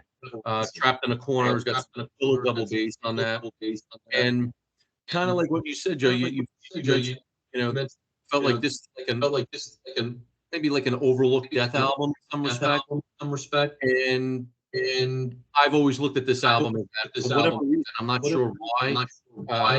But definitely there was proficient the album. You started to see the band shifting towards a little bit more of a melodic approach. There's more melody. I mean, the fast songs are still there, but he's definitely focusing on the guitar solos a little bit more, and his vocals are clearer. They keep getting clearer. They were not as brutal as they were on the first 4 albums, which was there was definitely some things I started seeing changing with the band with this. Reflect in my them. I still love them. Not one of my favorite Death albums, but it's like we were talking about. It's definitely. I don't think they've ever released a bad album. I really appreciate the progressive mode of that album, which then just continued with the next 2. But that was a good tour. I think that was a really good tour. That was a really good tour. That was really cool. Talking to Chuck, Urbanati, and Gene Hoglan at the same time before the band came out. And on that tour as well, Craig Cicero from Forbidden was on guitar, wasn't he? Was he? He did a brief stint with them. I didn't know that. It could have been again. That was a long time ago. I don't remember. I can just remember. I would have liked to have seen Craig do an album with Death. I'd like to have seen what he would have contributed. Now, one of the things that they mentioned on this is you had Andy LaRocque from King Diamond. I don't think that he ever came to the state. Did he? Because I thought that they should analog reels over to Europe. Oh, maybe. Maybe. I know that him and Gene Holden, they never met each other. They still, Right. Yeah, but Gene, I think Gene knocked his drums out, and then that was it. Yeah. Maybe that was it. I think he took him about 3-4 days in the studio, and then. Yeah, from what I remember, they said they flew him in, and then he just kind of he played just in the album. went It was for like it. He went for it. It was like all it was like all first takes, you know. And I'm just like, geez, it just goes to show you what a talented guy. I mean, you know, King Diamond. Who doesn't love King Diamond, you know? But yeah, I thought it was really cool that they got Andy for this record because you can, you know, he's got a trademark sound. You know, you listen to it, you think King Diamond. You know, it's just Scandinavian, right? Or it's like a Mott. You hear a Mott, and right away you're like, okay, you know. Yeah, those guys really stand out with their phrasings and just their styles. So for him to get, and I mean, to me, when I listen to this record and I hear the LaRoque solos, it's just, you feel like it, you know, you're being channeled into King Diamond a little bit in that aspect. But I mean, yeah, for him to come in and do this record, I'm sure Chuck was just stoked. I mean, who wouldn't be? That's the only thing he's done apart from King Diamond as well. Yeah, he's done like a track here and there, but that's the only album he's on all the way through where there's not King Diamond. And they're all phenomenal. They're so memorable. And when you, excuse me, and you see them try to reproduce it live with another guy, it's like, oh, it's really hard to do that because LaRoque is just definitely a cut above, you know. And I throw James. I mean, as a guitarist, you don't think, he flew into the studio for one day and just went, you know, do you ever just think, fuck you? Yeah. Well, it's, you know, like James Murphy too. He's another cut above guy. You know, they're phenomenal guys. They've done their homework, obviously, and you know they're in those positions for a reason. Yeah. All right. Well, I'm gonna throw a little curveball at you now. So I've got a little detour. This was 1993. And in 1994, Chuck plays on this album. What the fuck is that? Yeah. You heard it? I heard about that, a blip when I was reading some history, and I was like, what? Like it's a power metal band, right? Right. Yeah. I'll get that thing so it's a bit clearer. I don't think Voodoo Cult. So Voodoo Cult is the band. Jesus Killing Machine is the album. Right, let's go through the I never heard it at all. I had no clue. Right, so Frank, you've never heard this. No, I think I'm gonna have to get it if it's available. So let's just say I'm the main guy in this band, and I'm a vocalist. Yeah, I'll just put this album out, right? Check out my band. I've got Millie Crozer from Creator on guitar. Chuck Schuldiner on guitar. Yep. Dave Lombardo on drums. I'm looking at it right now. I am too. Yeah. What? Who's this on bass? I don't know who this guy is, but Philip Boa on both. Dave Boa on bass. He was in Killing Joke for 5 minutes. Yeah, so we got the guitarist from Creator, the guitarist from Death, the drummer from Slayer, and the bass player from Killing Joke. Right. Yeah, I might have to pick this up. Well, this must be a pretty good album, mustn't it? I would think so. Got some key players, man. It's not good. I found it on Amazon for like £5, and I was gutted. Are you serious? £5 on it. Yeah, it's crap. It's awful. Is it really? Why did I hope everyone involved got paid really good money. So you're saying I should save my shillings? Is that what you're saying? I should save my pennies? Don't bother. Motor Music was one of the labels, so please. Just on paper, this must be amazing. How did you get Creator, right? Death, fucking Dave Lombardo. Yeah. Well, you know what? It just goes to show you can bring all these amazing talents together, but if they don't have chemistry, you know. And I think that's the one thing I think that Chuck was really, really good at doing was with Death was creating chemistry. You know, he knew the guys he wanted. And it's funny the reference to Dave Mustaine, which was a great reference because yeah, same thing. It's like almost every record you have a new lineup, you know, and he picked the best of the best. And I think that's what Chuck did too. You know, he just picked the best guys that he felt he could write, you know, that music with. But I guess obviously on that project, obviously things didn't work out. I don't know. I think the guy, the singer, wrote everything. Just got them to do it, and I think we had some names in there. It would. But then again, if you're going to get those people, if you manage to get all those people on the other end of the phone, you do something a bit more than just. That could have been an album. Yeah. I'll preview it somewhere. Right, we got that one out of the way. Let's go. Right, so here we go. Symbolic up next. Let's go for the lineup again. So Genius on drums. Steve DiGiorgio was on the demos. But, right. On bass. Kelly Collin. Yes, who now, like as I said earlier, this is one of my favourite albums. He also played bass on one of my other favourite albums. Was Monstrosity. Oh, really? Which one? The third album. I remember brain fart now. Okay. In Dark Fury. It was a great album. Okay. Monstrosity, I think, have a perfect back catalogue as well. But, it's funny how you know people. I get asked all the time too. I'm sure you guys do. Like, what's your favorite Death record? And it's so hard because it's like, you know, they're all great in their own rights. But this record is definitely one of my top 2 or 3. I'm a huge Bobby Coble fan. Like the solos on this record are freaking amazing.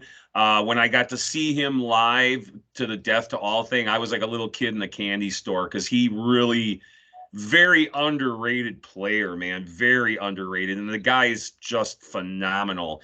And this album, I mean, Zero Tolerance. I mean, just, I mean, there's not a bad song. Empty Words, 1,000 Eyes, Without Judgment, everything on here. And I felt like with this record, not only did they capture like almost kind of like the human aspect of that record a little bit, but more produced. And I feel like his lyrics and vocally was just on point for me. I mean, I love them all really, but like between this, if you were asking me like if I could take 2 with me, it'd probably be between this and Human. You know, even though I love Leprosy's a close third. But yeah, this record just phenomenal. I think just everything on here, and I think he even went a little bit like more lyrically, even more into I don't know if you want to say a spiritual side or you know what I mean. It wasn't. I mean, you just look at some of the song titles and what he's singing about, and they weren't just average Joe Blow like, hey, I met a guy at Walmart and you know whatever. It just he really definitely a very well put together record and like one of my top 3. So I really wish that Relapse or Roadrunner would have been able to give him like the temporary rights because you know the reissues that Relapse did, the 2 and 3 disc editions are just impeccable. When you open up those booklets, how thick they are. Like I was just like trying to like take out individual thoughts, having trouble taking out fucking right. I mean, I know all of them, right? Like And we have liner notes. You have flyers. You have all these pictures and retrospectives, original sketches of the artwork. That's what a true reissue should be about. And now again, that's symbolic. The reissue that Roadrunner did. It's good. I mean, it's a nice booklet, but it's sparse in terms of what you want. I really think it's symbolic.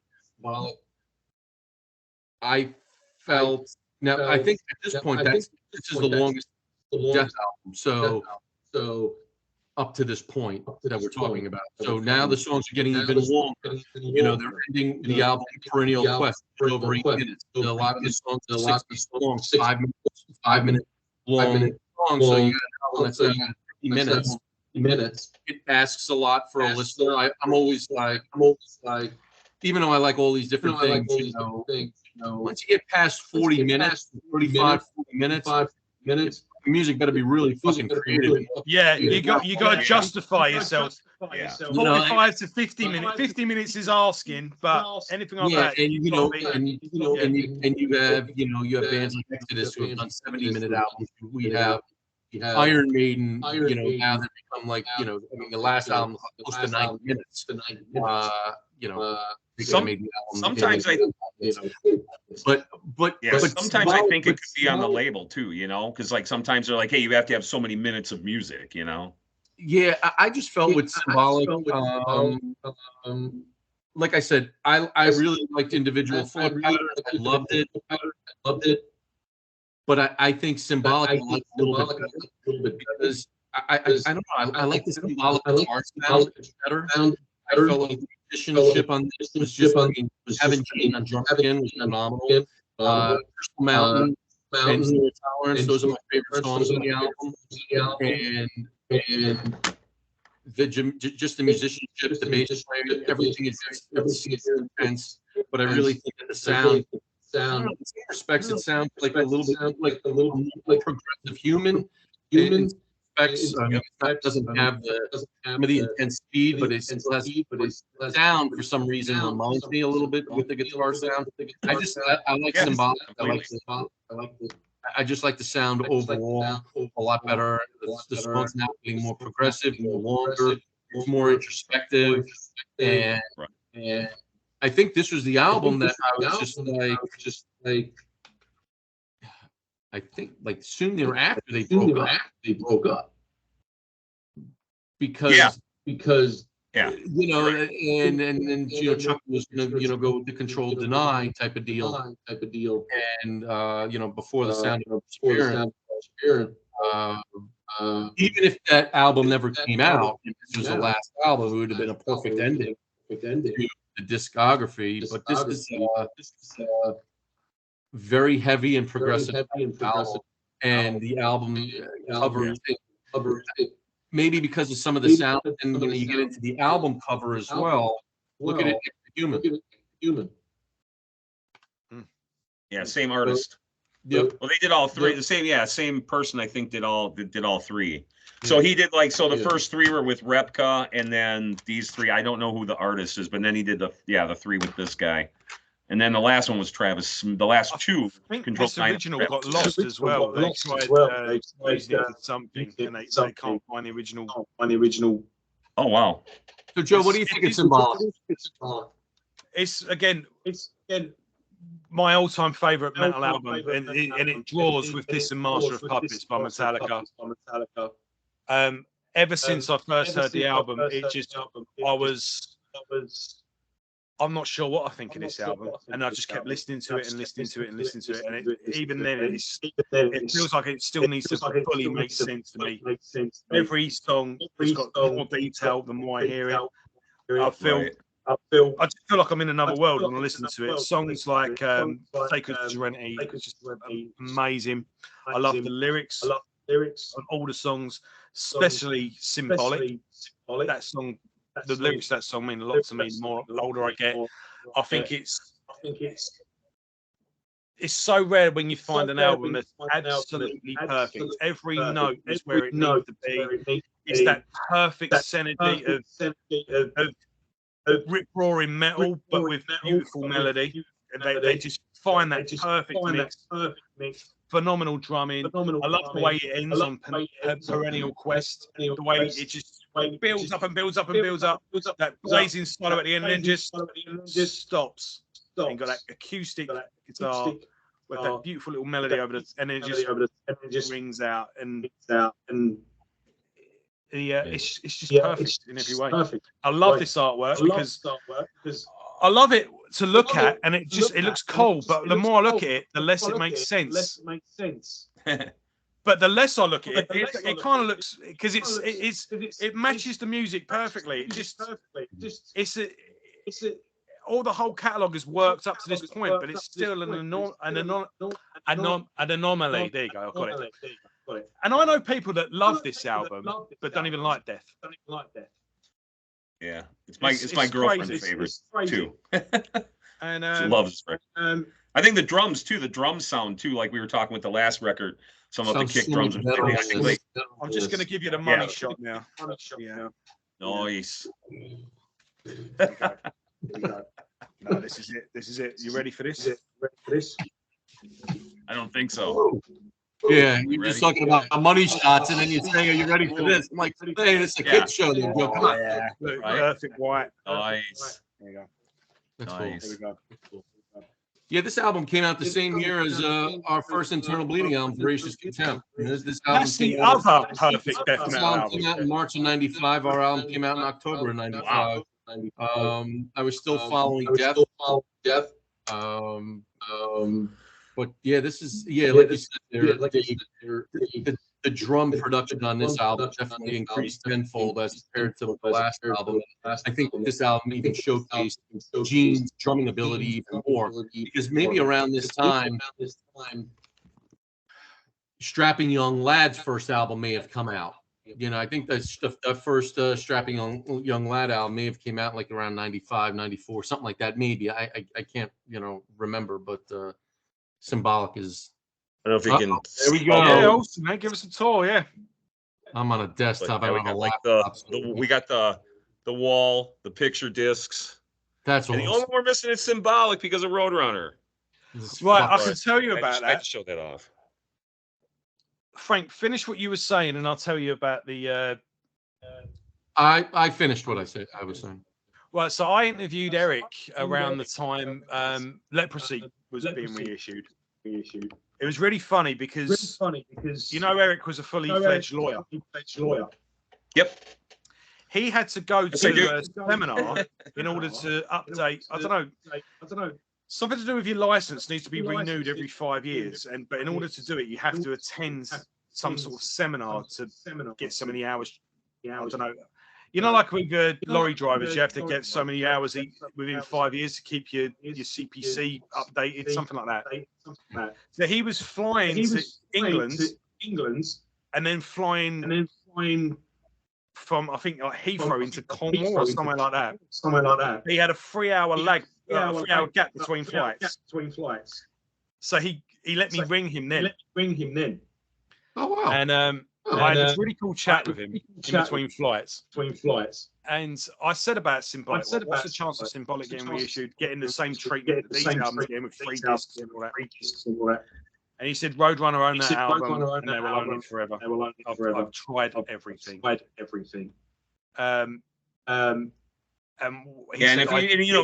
If he exhausted all his avenues, then then that's it. Yeah, he said that's the deal that Chuck signed. He was in his 30s when he signed it, and that's that. Nothing I can do about it. But what he did say though, he said, I have managed to get a deal where if there was a Death box set, so we put like all the albums together in a box set, like the vinyls, whatever. I've got permission to include Symbolic on that. So Symbolic did this come out on vinyl? This is a limited. This is like a 500 piece. Oh, it's actually come out on Metal Blade. So I think you can get a licensing label. So Dave, what you can do is you can buy one of them shits and then get a vinyl printer and print out the Symbolic cover of your choice and say, "Fuck you, Roadrunner! Look what I got framed, motherfuckers!" Right. I found one though. We did. You've got this with Malevolent Creation, Suffocation. All of them have all got these albums. They're just sitting there, and they're like, "Well, we'll buy them off you." No. Yeah. Well, and we did. If you go online, there is an actual picture just of Symbolic, but it's like $600 or something like that. And I don't know who did it, but Yeah, it's crazy. But I don't know what they're doing because apparently Warner Brothers bought the catalog for Nickelback and Slipknot. Yeah. So they're sitting there in this entire catalog of this label just for 2 fucking bands. It's crazy. So just reissue it, or give it to the bands so they can do what they want with it. They're sitting on it all, and they won't budge. Yeah, They sad. make a rack of money Money. too if they like fucking outsourced it. You know, Roadrunner, whatever. But they're sitting on money. They could surely, if they put the first, like, imagine the first, if Roadrunner put out the first 3 Malevolent Creation albums out with some liner notes or whatever, you know. So if you want to talk like quickly about Malevolent, we'll get back to Death. So there was licensing issues. So what happened was Roadrunner, so the 10 Commandments did get licensed for a short period of time, and it went to Hammerheart Records. And so, right, so I got the double disc edition, and it's beautiful. Oak card that comes in, it's a little gold. Yeah, just like these, yeah. 10 Commandments is actually like that more than Retribution, believe it or not. But so I wound up reviewing that double disc Malevolent Creation, and I remember they came out with a short lineup, and then Hammerheart also they put out one of their catalogs. This is they had the planned Retribution. They had the pre-orders for that double disc, which showed you all the lineup, and the merch is going to be, and then Stillborn. This is what the the double disc, all the songs going to be, and then I would, what's going on? What's going on? And I contacted the owner of Hammerheart, who I'm in contact with every so often, and he's like, the plug got pulled, the rights got pulled. So they were never able to do albums with those special editions. But regardless, hey, I did look up the Strapping Young Lad. I was right. So Strapping Young Lad debut album with Gene did come out in '95. It came out a month after Symbolic. So Symbolic was released March '95, and then the debut Strapping Young Lad was April '95. But this is some of Gene's best drum work. I mean, it's working on Strapping Young Lad is phenomenal. The stuff in Testament, and Dark Angel and everything. But for me, I don't know. I'm going to say that this when drumming. Yeah. Well, then again, I don't know. I love Fear Factory album. I really like that one. But yeah, I don't know how much is some of that stuff from Process with Dino. But yeah, it's symbolic. Drumming is the pinnacle, I think, of Gene. I was lucky enough to interview Gene Hoglan not long ago for a Spirit Crusher magazine, which I'll show off at the end of this. And he said that Chuck had a real bad meeting with Roadrunner, and what they promised, and what they were willing to provide, and with the direction he wanted Death to go in. He felt he had no option but to end in order to move on. He said there was one particular night where things got really bad. Said, Chuck, you do what you've got to do. We'll be fine. And you do what you've got to do. And I think that's so. This ended up being the last. Well, what was supposed to be at the time the last Death album. And I think, that makes sense with Strapping Young Lad. He probably went, well, I can jump ship. I'll be all right. But did you watch the Death by Metal documentary? Oh, yeah. Yeah, that was great. So, so with the clean vocals, with Control Denied, which we'll get to. But he was talking about there was also clean vocals versions of the songs recorded. Got it produced it. So I asked Gene about that. I said, was there a clean version of these songs recorded as well? Gene went, I've never heard that. So I'm thinking, well, if Gene's not heard it, it exists. But I'd love to hear because what would go on to be Control Denied? Was that starting with these songs? Because it would make sense. It makes sense. All right. So at this point, Control Denied are doing demos. But Control Denied gets signed to Nuclear Blast, and all of a sudden, Nuclear Blast get cold feet. And they go, right, this could be a Chuck says, look, I want to get a vocalist in. I'm loving Queen's right. I love Nevermore. and this is where I'm going. going. He's part is still in classical metal. So he starts Control Denied, puts the demos out, he gets a label with Nicholas. Nicholas. This could flop. This could go badly. So we want a death album. Just to secure ourselves. So we get the sounds of Perseverance. It includes 5 songs that were originally Control Denied songs. Right. What was this originally? What was this originally released on? Because I only have the reissue.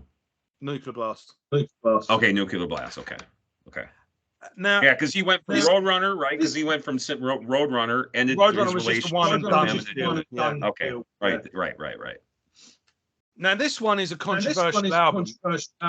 The controversial album, because I know people that will say this is the death masterpiece, this is the best album. And yet I know people that don't even consider this a real death album and hate it. So it's it's weird because his vocals definitely got higher on this record. I heard somebody said something about he had a surgery with his throat. I never heard anything about that.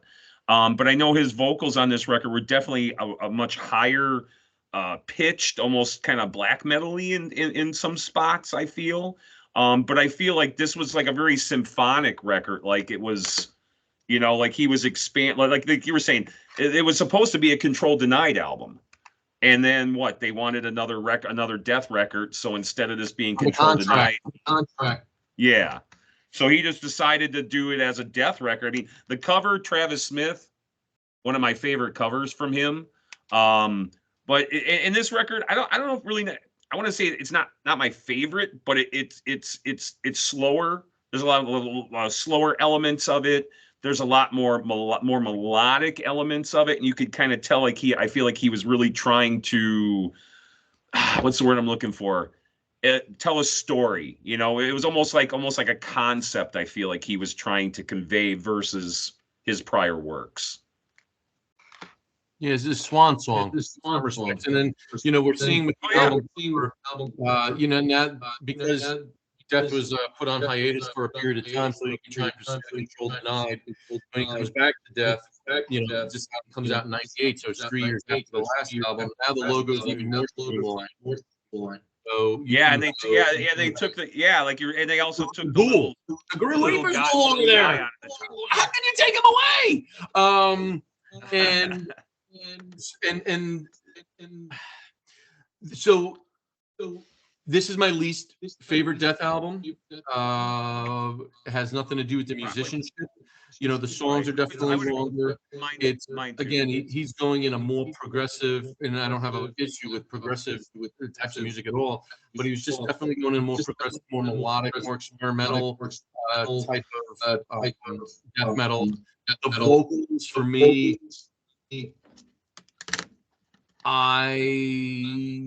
definitely my least favorite of any of the Death albums, with the higher vocals, and I never heard anything about a potential surgery or anything like that. I just think that when you listen to Control Denied and you listen to this album, like, okay, this was the vocals. This was the vocal tones that he was using to go in, and I think his higher register vocals definitely helped out the cover of the Judas Priest classic song Painkiller. His vocals, on fucking point, like really hitting those notes that Rob Halford was hitting. And I love the musicianship on this. And I do like the songs, but I know a lot of Death fans that just feel like, you know what, that's really not Death to me. And in some aspects of this album,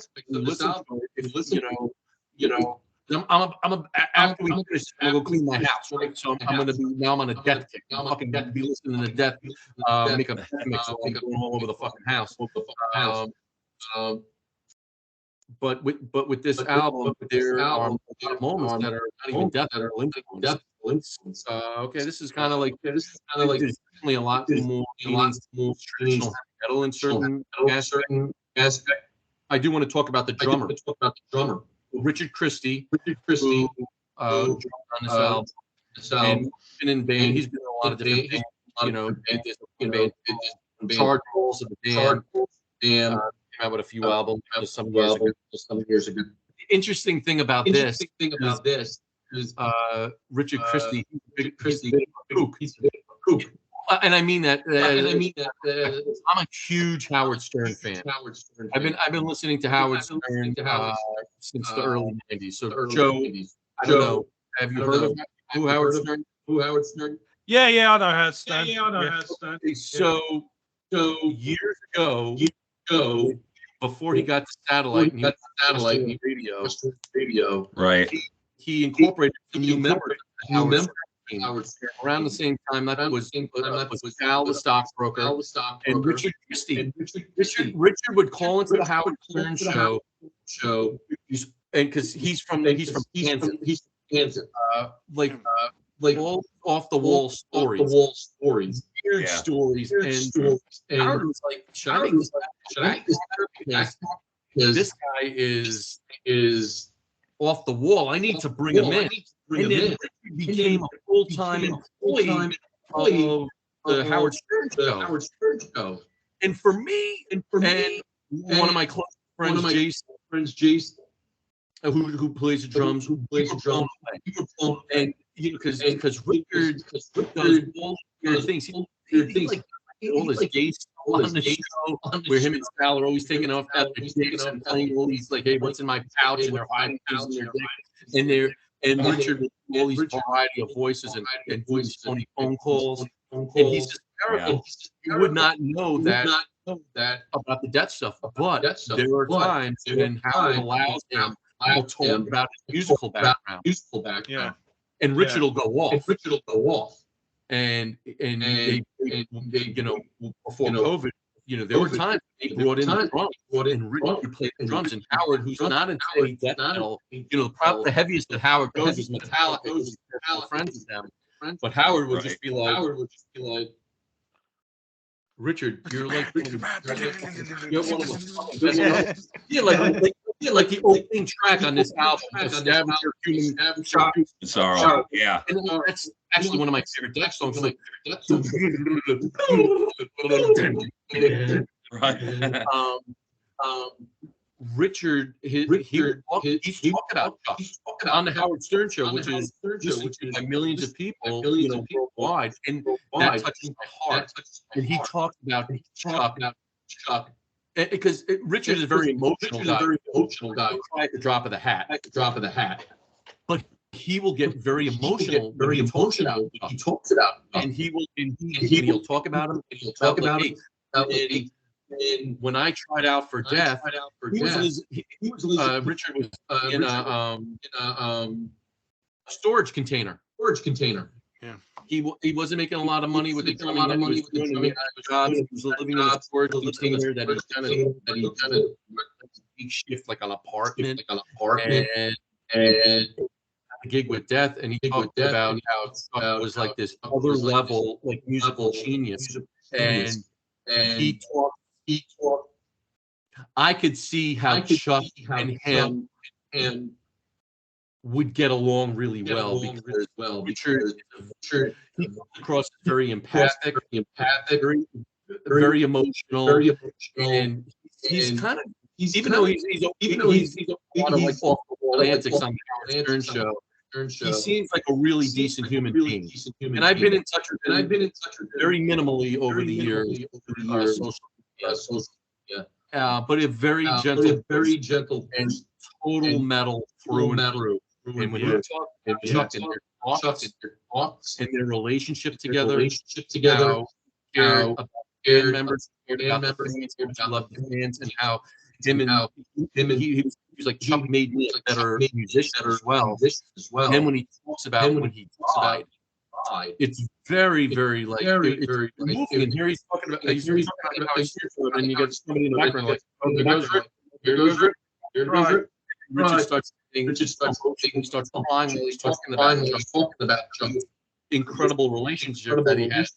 I just kind of wanted to share some of that stuff because I don't know. I thought it was relevant. But I've read a similar interview. He was saying like he was working as an electrician and he had his drums in the studio, And he basically said human was the standard he was trying to reach. So he was just trying to reach. He'd go to work and then at night just practice the human. And then he would jam with Chuck, and then you go, I'm going to get you on board for the next project that I've got. He said like every Friday night he would go. Only Chuck used to do homemade beer. And he was a really good cook as well, and they would watch. Yes. They really had like a good friendship. How do you like the album there, Joe? I think it's great.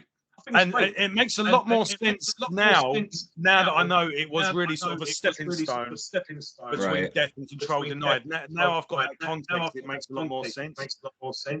But there's some fantastic music in this, most notably Flesh and the Power It Holds. I love the and just the drum pattern underneath that is such a weird. Very complicated drumming. Very complicated. But I love Bite the Pain as well. Oh, Spirit Crusher. Just when it just pauses in it. Bam, bam, bam, bam. Yeah, fantastic. And his vocals on that are great. But Voice of the Soul as well, that beautiful little instrumental just in the middle of it all, just gives everything a nice sort of pulse. I love it. I think it's a fantastic album. But it does stand out from the rest of the Death catalogue, and when finding out later on that it was, because put it this way, right? Imagine anyone from a well-established band. And they got a new project, and they're really excited. They went, and then the label just turns around and goes, "Yeah, we're going to need you to do another album from your previous thing, just to secure finance." So he just put together an album to release under that name. Considering we got this, it's fucking miracle. Because anyone else, that would have been, fuck it, you know. It's not a phoned-in album by any stretch of the imagination. Yeah, exactly. And it could so easily have been a phoned-in album. And I think he did well by going 4 new songs, but 5 Control Denied songs, just slightly tweaked. Because then you've got that leadway into Control Denied. Yeah, the musicianship on this album is absolutely, it stands out. You know, Dave, the guitar stuff in this album are definitely, he's at the pinnacle of his talent level, I feel. In terms of production wise though, I think the production on this album sucks. I mean, I like the remastering. Tell us how you really feel. Yeah, it sucks, in my opinion. I mean, because I think that the drumming is impeccable on the album, but I don't like the way the snares. Yeah. And like if you listen to the other Death album, there's, in terms of the rhythm section, even if you're going all the way back to Leprosy, where the bass was more prominent, Chuck playing. There's always that rhythm section throughout the Death albums. It's the undercurrent of heaviness, where it's following the drums, it's following the guitar patterns. I feel that the bass playing on this album, nothing against it, but it's really kind of buried. So the album comes across to me outside of the guitar sound, it's a little more trebly sounding, and you really get some of the undercurrent of bass. So I don't really feel the album. I don't think the production. Giorgio, maybe. What'd you say? I was gonna say, I mean, if Giorgio would have been on this record, it probably would have, changed. Your opinion might have been different on it, because he's another one. He's on the demos. Yeah, exactly. So strange how that works out, And on the demos as well, Chuck does clean vocals. Yep.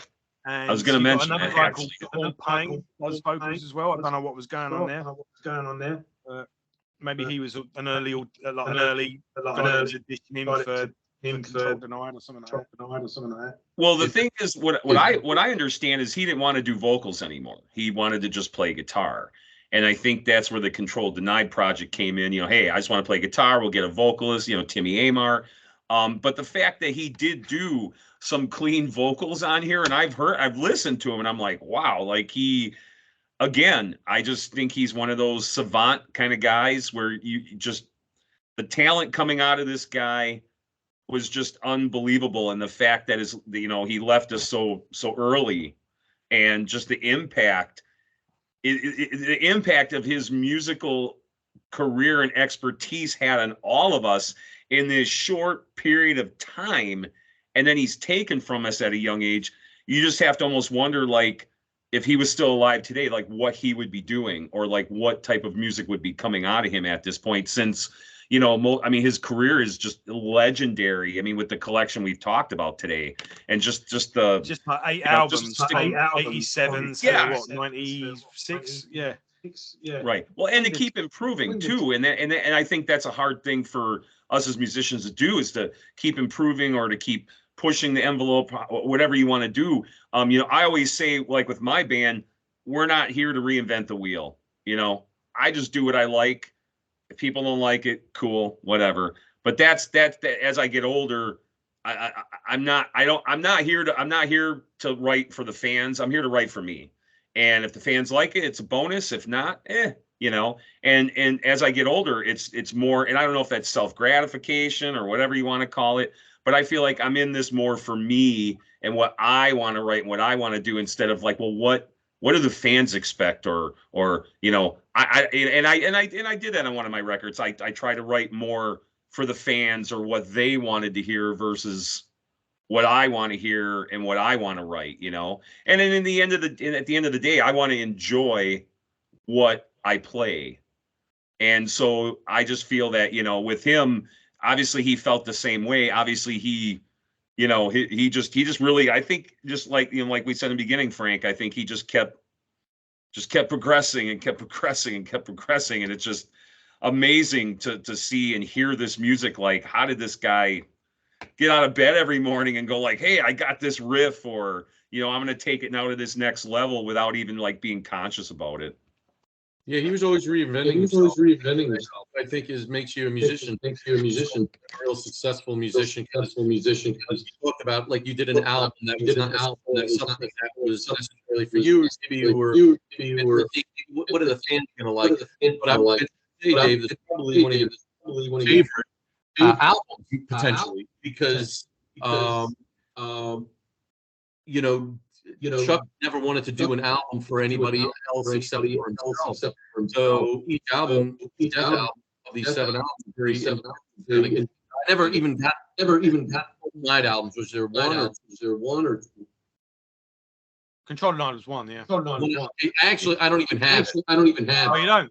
No, the reason why I don't have it is, I'll be honest with you, I never even listened. I've heard like clips here and there. I didn't know it was some of the vocals on this. I really love some of the other vocals. So maybe I'll give it a shot. Definitely maybe get into it.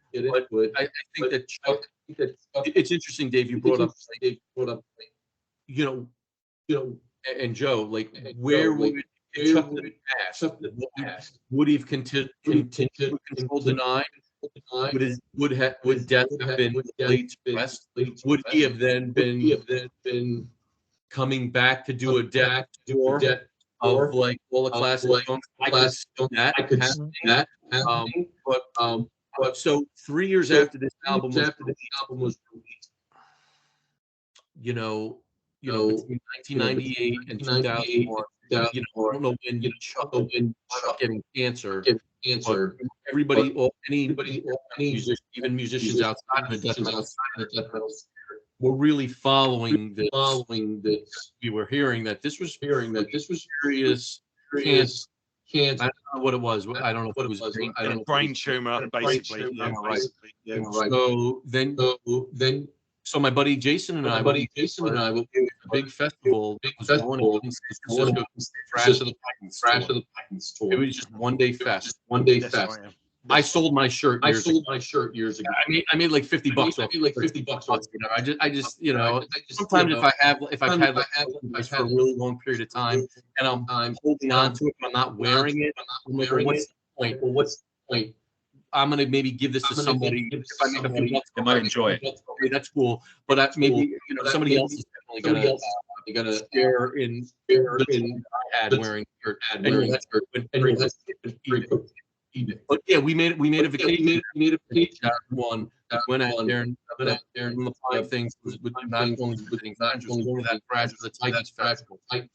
That one day festival was to raise money for Chuck Schuldiner. Chuck who took a hiatus from testing because of cancer. He was going through treatment. And on that bill, you had Forbidden. You had Exodus with Halo. You had Legacy. Zetro, which was Zetro. Zetro was that. He also then came on Team Exodus set, and he played Brain Dead alongside Paul. He did a duet. You had Anthrax. Listen, I was an early Armored Saints fan. You know, Bush was singing for Anthrax. That's not Anthrax to me. Sorry. I've seen Anthrax too many times. That was my only time being Bush. Phenomenal metal vocalist. I just not with Anthrax. And MOD and SOD played. Billy Milano was the master of ceremony. And I've seen him on Long Island play before. And I was at the Ritz show, which is the live in Budokan, concert with SOD. He's seriously, I don't want to get into not what we're here for. I don't give a fuck about that. You put a microphone in front of that guy as an MC, he was so hysterical. Billy Milano was so funny. He also had Status. Status played classic set. He had Violence. This is what made Violence their resurgence come up. He had Death Angel, come up and they played or whatever. So that was what kicked their reunion off. It was phenomenal. It was one of the best live experiences I've ever had. And on the shirt, I remember exactly all the bands and everything, and all the bands on the back. There's a benefit for Chuck Billy. He was very sick. The festival is over. Place is crowded. Packed. They're like Chuck wants to come out. Chuck had been going through chemo and radiation. You had no hair. He was what you can tell that he had been through treatment.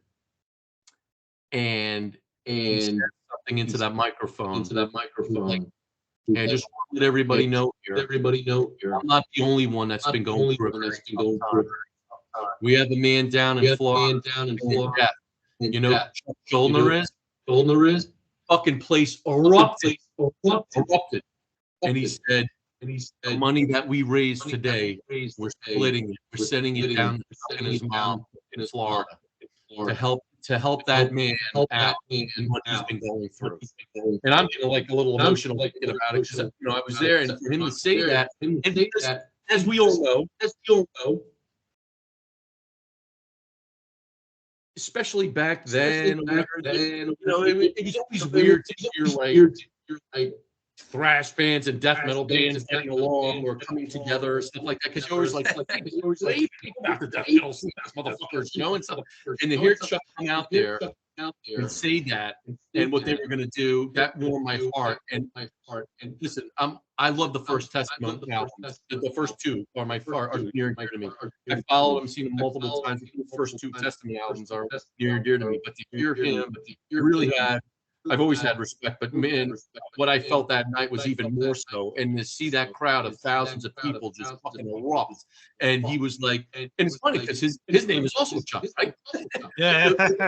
They did a death chant. It was a death chant, and it was amazing. It was amazing that nobody knew this. Nobody knew this. But when he got out there and said, "Hey, half the proceeds were sitting down to Chuck and his mom down there in Florida."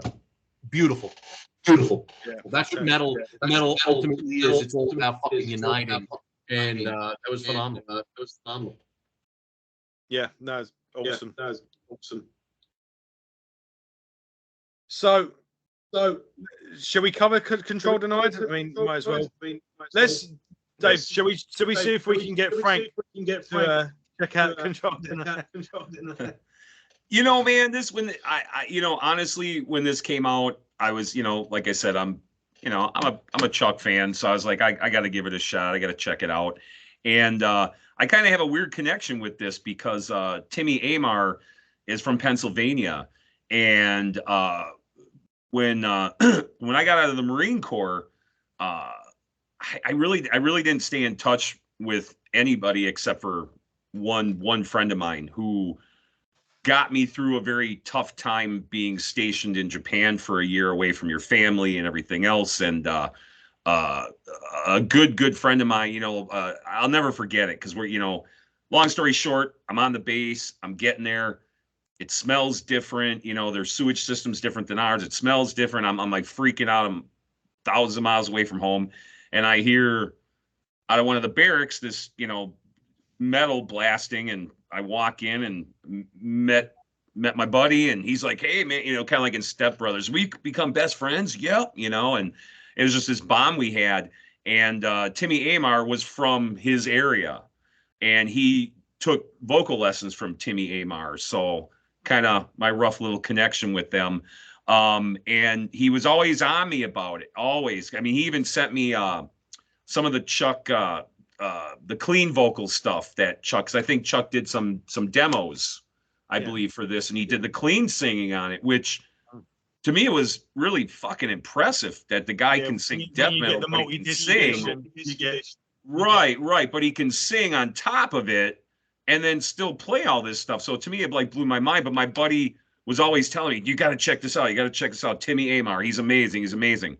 And so I picked the disc up, and you can definitely feel there's a lot of connection between this record and this record. Like there is, well, I mean, obviously we knew opening note, that opening lick of guitar on Consume. Straight away, it's like, right, straight away, that's Chuck playing. That's Chuck playing. Yeah. So you really feel like there definitely was, you know, I mean, we obviously knew that this was supposed to be a Control Denied record, which didn't happen. And then when the real thing came out, I was like, you know, it's slower. It's a lot slower, but you could tell, I think, what Chuck was going for more of a power metal feel. He was going for emotion, I think, on this record a lot.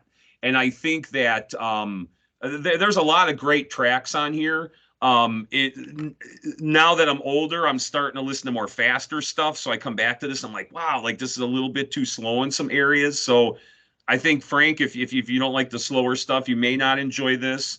Or if you don't like clean vocals, you may not. But I think Timmy Amar really stepped up. I believe he's passed as well now. So it's yeah. So it's just, and it's just so unfortunate. We have so many of these great musicians that are no longer with us anymore. But I definitely did enjoy this record. Actually, Doug Parker, the director that did a video, he did our Prolong the Agony video for us. So like I said, I have a lot of connection, even though I didn't know Chuck real well. We didn't speak. He did that video when this was reissued. And he made like an artistic video for that. Right. And so my connection to all this is through Eric, you know, Through the Eyes of Death, our compilation is on Chuck's publishing company. Doug Parker, I met through Eric, you know, who did the Death. So I have all these weird kind of connections to Chuck, even though we never really spoke or were friends, so to speak. But I do have kind of a weird, like I said, a weird sense of third-party connection through all of it. And I mean, Doug Parker, just a great director. He did a great job in our video, did a great job in this video. But like I said, I think with this one, I think Timmy Amar's vocals really hit home. I think if he wouldn't have done it, I don't think it would have been as good as a record, in my opinion. And there's a lot of really cool Chuck-isms and just Chuck influence and solos. I mean, it's all over this record. It's just more of a slower, melodic power metal record, in my opinion. Do you feel the same, Joe?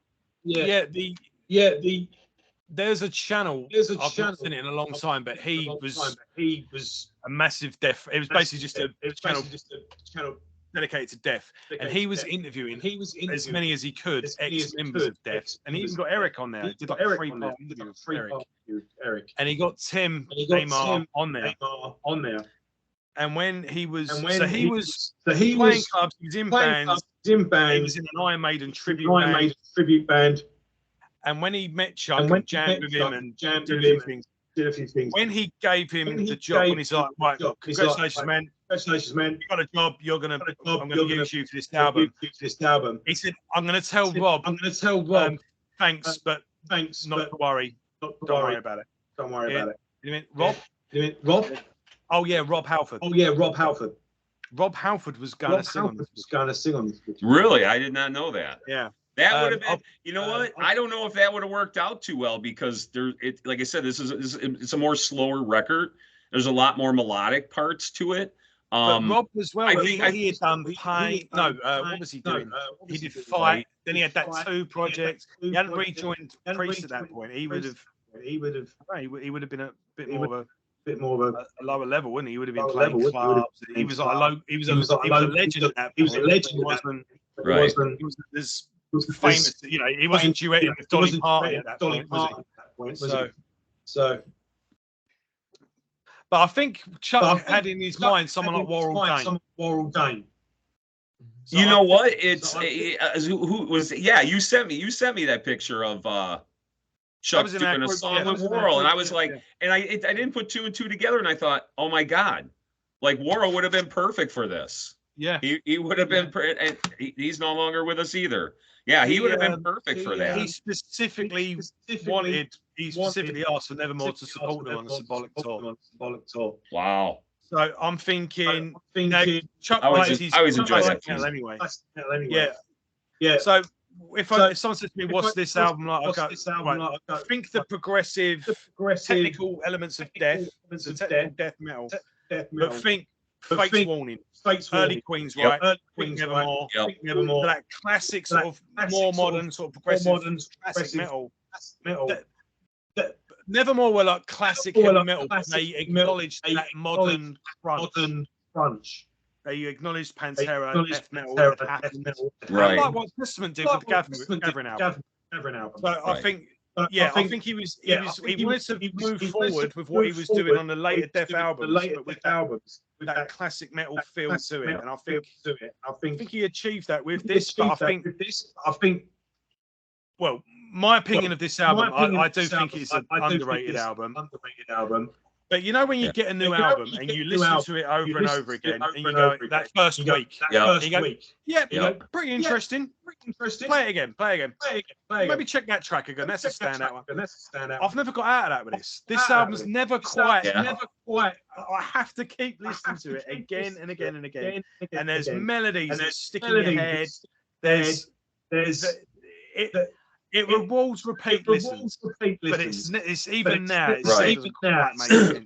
It's just such a even like album. You were saying about Nevermore, because Jeff Loomis is from Wisconsin, and I have a weird connection. With them too. He's from Appleton, Wisconsin, and I remember when my band was just kind of starting out. We had our first 2 demos out. And we're playing a bowling alley. And Jeff Loomis was in a local band called Experiment Fear at the time. I don't even know if he was 15. But I didn't even know who he was. And this kid's ripping. I think like a year later, he tried out for Megadeth or something like that. He tried out for Megadeth, but it was just so weird. Like that. Yeah. Jeff wasn't even on my radar at this point, and here I'm walking around like I feel like I'm some big death metal guy, and I'm selling my cassette tapes. At this show, and it was like a really weird show. Like Jeff, he wasn't even on my radar, but at that point, he was already phenomenal already in his own right. And then, of course, later on went to Sanctuary and then went to Nevermore. So, kind of weird how that works too. But it's really starting to like the gears are starting to turn. Like, man, if Warrell would have been on this record, I wonder what that would have sounded like. That would have been pretty cool to hear, And then they do have a second record. They do have a second record. This is what I wanted to get into. Yeah. But I hear that the tracks are. I don't You know. knew Eric, was so it you might know a bit more about this than me. So yeah. Shannon, like he didn't get to learn the guitar parts, I guess, or something like that. There's something with the guitar parts or something with the tracks, and I guess the way I don't know if it's the demo versions, what it is, but they can't take the tracks and like transfer them to make them sound good or be good. And Shannon was trying to learn these riffs and tracks and then maybe retrack them. But I heard that he didn't want to do that because then he felt like that, really wasn't, you know what I mean? Like he didn't want to take over and replace Chuck's tracks. Right. And so they just, it was man something machine, when man and machine collide. When man and machine collide. Yeah. And Eric Greif always talked about it and how they were really trying to resurrect it. And they were really trying to put this together and give it a proper release, but just the tracks, it's just not all there. And they would have to literally come in and add more tracks and do more production to it. And I guess from what I understand, they felt that it would kind of overshadow Chuck's legacy at that point. So they just were like, I mean, I don't know if it'll ever come to fruition, but I know that there are tracks out there for a second record. And, and of course, with Eric not being with us anymore, he was the guy who was pushing all this. He was the guy who was pushing the relapse reissues and pushing all this stuff. And now with him gone, I don't think there's really anybody there in that vein or spirit to kind of keep pushing this forward. Yeah, so. it was Eric that Eric did put out a statement saying that he had a talk with Chuck's sister, and they said like today we have come to the decision we are going to abandon the Control Denied album. We're just going to leave it as it is. This sounds like an album that I'm going to check out. I was just quickly looking up on my phone to see the lineup, which is previous Death album, appearance, Shannon guitar, Christy back on the drum. I see that Giorgio played bass on it. I love metal, and I would appreciate like that. Yeah. Talking about definitely check it out. The first 4 Fates Warning albums are some of my favorite. The third album, which came out in '86, Awakening the Guardian, is one of my all-time favorite power metal albums of all time. You will love this album. If you like early Fates Warning, you will love this. And the first Queensryche album are some of my best. So I'm definitely I'll peruse it. I'll listen to it. I think that I would warrant repeated listens. I'm gonna go ahead and order it. Yeah, definitely, man, you love it. I think you love it. It rewards repeated listens, though. It's not gonna. At first, you're just gonna get this barrage. You're gonna be a what? Right. Some of these songs are like 9 minutes long. It's all very. Yeah, there's some. It's Chuck at his most Chuck on this. Yeah. It's epic. It's definitely epic. When I interviewed Eric, though, I said, like, so what's going on? And he said, as it is, Chuck had recorded his guitar parts and Richard had recorded his drums. And it was down to them to. But apparently the lyrics were written and it was all mapped out. But it was Shannon had some heart problems as well. So he was basically it's all on Shannon. If Shannon can't finish his parts, then it's not going ahead. Because Steve, we can just go in and he can go done. And then obviously Tim wouldn't be an issue either. But he said it's basically all hanging on Shannon. I had a theory, but I think you just debunked that for me. Because apparently Hammerheart had signed them. So Hammerheart had initially put down the deposit for a new album. But Relapse all these reissues that were going on. Relapse went, look, finish the album, we'll play it.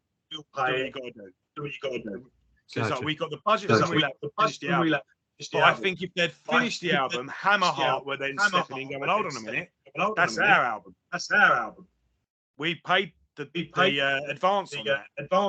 Well, I thought they abandoned it because it would have just sat there in limbo over lost some ownership. Because if they paid the original advance, Relapse paid for the finish, who would have owned it? It would have been for Gotcha. But here's my. I've got a question for you both, and I want to know your opinion. Right. AI is a thing now. So I heard the other day Ronnie James Dio singing a cover of "Hello, Been Our Name." It's mad what they can do. Could they, however the hell they do it, could they put this in, put the demos of the second album, and basically go, you finish it. I think that's what you're going to wind up seeing. Could we at least get an idea of what was to be? Kiss will never retire. Gene Simmons been like such a business mind, one of the business minds of all music for decades. And yes, they want to say they're not going to be torn anymore. That's fine. Those members of Kiss will be long dead. And that shit, Kiss is still going on. It's going to be I don't know. You know what? I haven't really thought about it for a longer period of time. But they already debuted the virtual Kiss lineup and this show. You had Wendy Dio, who had running Dio hologram for a period of years, and now she's. But do I see with AI going with how they've been doing the CGI with the movies and de-aging people, in terms of other types of, with the creative arts, see this going on with albums and things like that. I think yes. I don't know if it's going to be kind of like the internet, where it's a blessing and a curse. Okay, let's hypothetically say. Just saying, we got Death with 7 albums. Right. Who's to say in 30 years from now, where unfortunately the three of us, unless the modern medicine, many years, but hopefully we'll still be 30, 40, 50 years from now, there's more Death albums. We're going to do like another Leprosy type of album, and it'll sound like that, Death logo, or like Human album. Do I see potentially into that if there are estates still around of that, or I most likely I see that probably happen. I'm not saying necessarily with a band like that, right?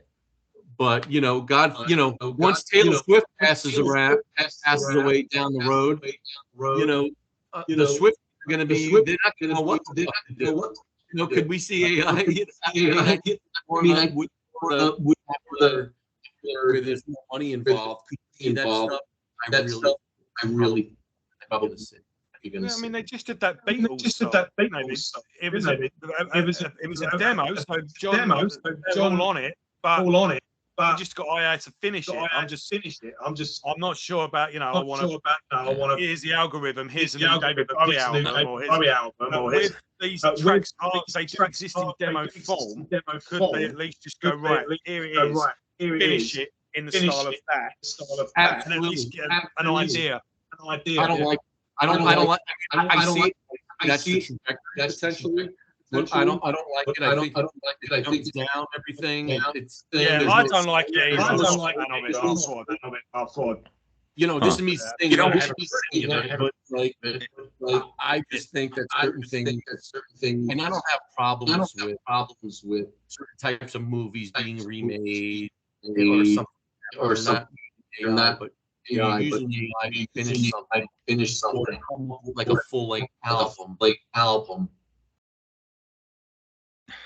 That there's no soul. That's just computer generated stuff, and it's I just it's the way the essence of music, and then think about like the musicians out there, how this is going to potentially turn the creative arts upside down.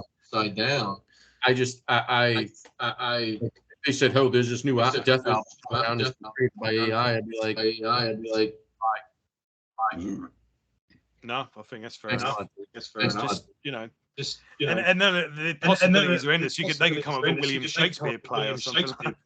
You know, what do you think, Dave? What do you think, Dave? Well, this is really a kind of a hot topic for me because, man, wow. So we have a new album coming out next year. It's been done for a while now. We were hoping to get it out this year, but the label is, they wanted to give it a December release, which I didn't want to do. So unfortunately, it's being pushed out. We were looking for covers, and I was working with Travis Smith a little bit. I contacted Ed Ripka, but we just didn't have the budget. Some of these guys are really expensive. We just didn't have the budget. It just wasn't there. So I'm looking, I'm looking at all these different artists, and I'm getting prices and all this other stuff. And the AI thing that I'm getting, this is totally correlating with the AI topic, is guy sends me a piece. I'm like, wow, I really, really like that piece, right? Love it. Oh, this would be great. Send it to the label. Label says, is this AI? And I go, what the fuck's AI? You know what? And this is, like I said, right before it became hot. So I write the guy, whatever, and he's like, well, yeah, we're totally AI. And I'm like, okay. So at the time, I didn't think nothing of it. I thought, I love this piece. I want this piece. It represents the record for me and what I'm trying to convey. And the label never has argued with me before, never gave me any problems. But this time they're like, no, it's AI. We don't want any part of that. I'm like, why not? What's going on? And to correlate with what Frank was saying, they were like, well, what's next? Are you just going to write your next album AI? Next thing you know, what bands are just going to start typing in Morbid Angel, boom. And then songs are going to be written for them, and they don't have to do any creative process and all that. And I was kind of like, I think you're really overthinking this. But then it hit me when he's like, well, what's next? Then, you artists don't have to write songs. Real artists, painters, they're going to be out of business now because all you got to do is type in artwork, gory, blah, blah, blah, and then it generates it for you. So when they gave me grief, sketch and it finishes it for you. Yeah. Right. So when they gave me grief about it, I kind of was pushing back at them. I'm like, what are you guys are, you're making a big deal of this. And then we had a long conversation about it, and they were like, look, we really feel that real artists are going to be a thing of the past. And if you want your record being written for you, that's good for you, but we still want to keep it old school. We still want, and I get that. I'm not for artists writing AI and stuff. The hologram, Frank, I don't mind the hologram thing because it's the actual person, so I kind of get that. But like you said, I'm not hating on the hologram. No. Yeah, no, I didn't it's the think you music were. that's created that has nothing to do with the band, but it sounds just like them. That's my thing. The art thing that you were talking about just now, I don't even know how I feel about that, but like, I think I'm cool with that. That's just to me, I'm like, that's just an album cover. You're not, AI didn't write your album. It's just a fucking album. Right. So the artists out there. Right. So what happened? So anyway, what happened was we couldn't agree. And a friend of mine knew we were looking for covers desperately, and he had just bought like 5 pieces from an AI guy, and stupid cheap, right? So he's like, hey, he just shot it over to me. He goes, take a look at this, and I'm like, oh wow. I kind of like that. He's like, yeah, it's a piece. You can have it. I said, really? Just gave it to me. Shot it over to the label. Label's like, well, this is AI, right? And they're like, yeah. And I'm like, yeah. And they're like, well, we like it, but we don't. And I'm like, okay. So basically, long story short, our new record album is part AI, part painting, and part Photoshop. I sent the album cover over to the label. He had a painter repaint the actual background and everything. They threw it in Photoshop. He changed a couple of things around, and I loved it. I loved it. I fell in love with it. I'm like, this is a great cover. And I've showed it to several people around me and in my area and all that. And everybody's like, wow, like this is a really cool cover. So that's my correlation to AI. I don't necessarily, I kind of agree with you, Frank. I don't think it's a big deal maybe for art covers, but when you're coming to the music, it's like, hey man, you can't just, hey, type in, oh, I want to sound like this or, whatever. And then, hey, but I do have a feeling that as time goes on and guys like us who are older, I think some of the younger generation definitely will embrace it. And I would not be surprised to see some of the younger bands maybe utilize it, possibly. But I agree with you. I think for AI, honestly, I think it's dangerous technology, to be honest with you. A lot of people might, whatever, but I think it's dangerous technology, especially if you start looking at the big pictures now where, even putting it into a general terms of McDonald's. McDonald's wants all their places to be fully automated and robots making your burgers and stuff like that, which in the end is dangerous because then it displaces us as human beings. And then we start getting to a lot of the topic bases of what Chuck was talking about.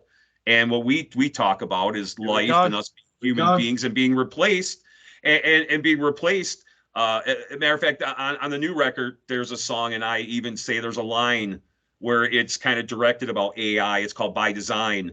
And I say about, the machines that try to replace me, because that's what it's kind of going for. Even in the automotive industry, I work at a high-end dealership, and they were even talking about eventually like tire changing. They're just gonna automatic robots, boom, arm, all that stuff. So like you're gonna replace how many people, and that's why I say I think AI is dangerous, because it's out to replace us and our functionalities within us as a society.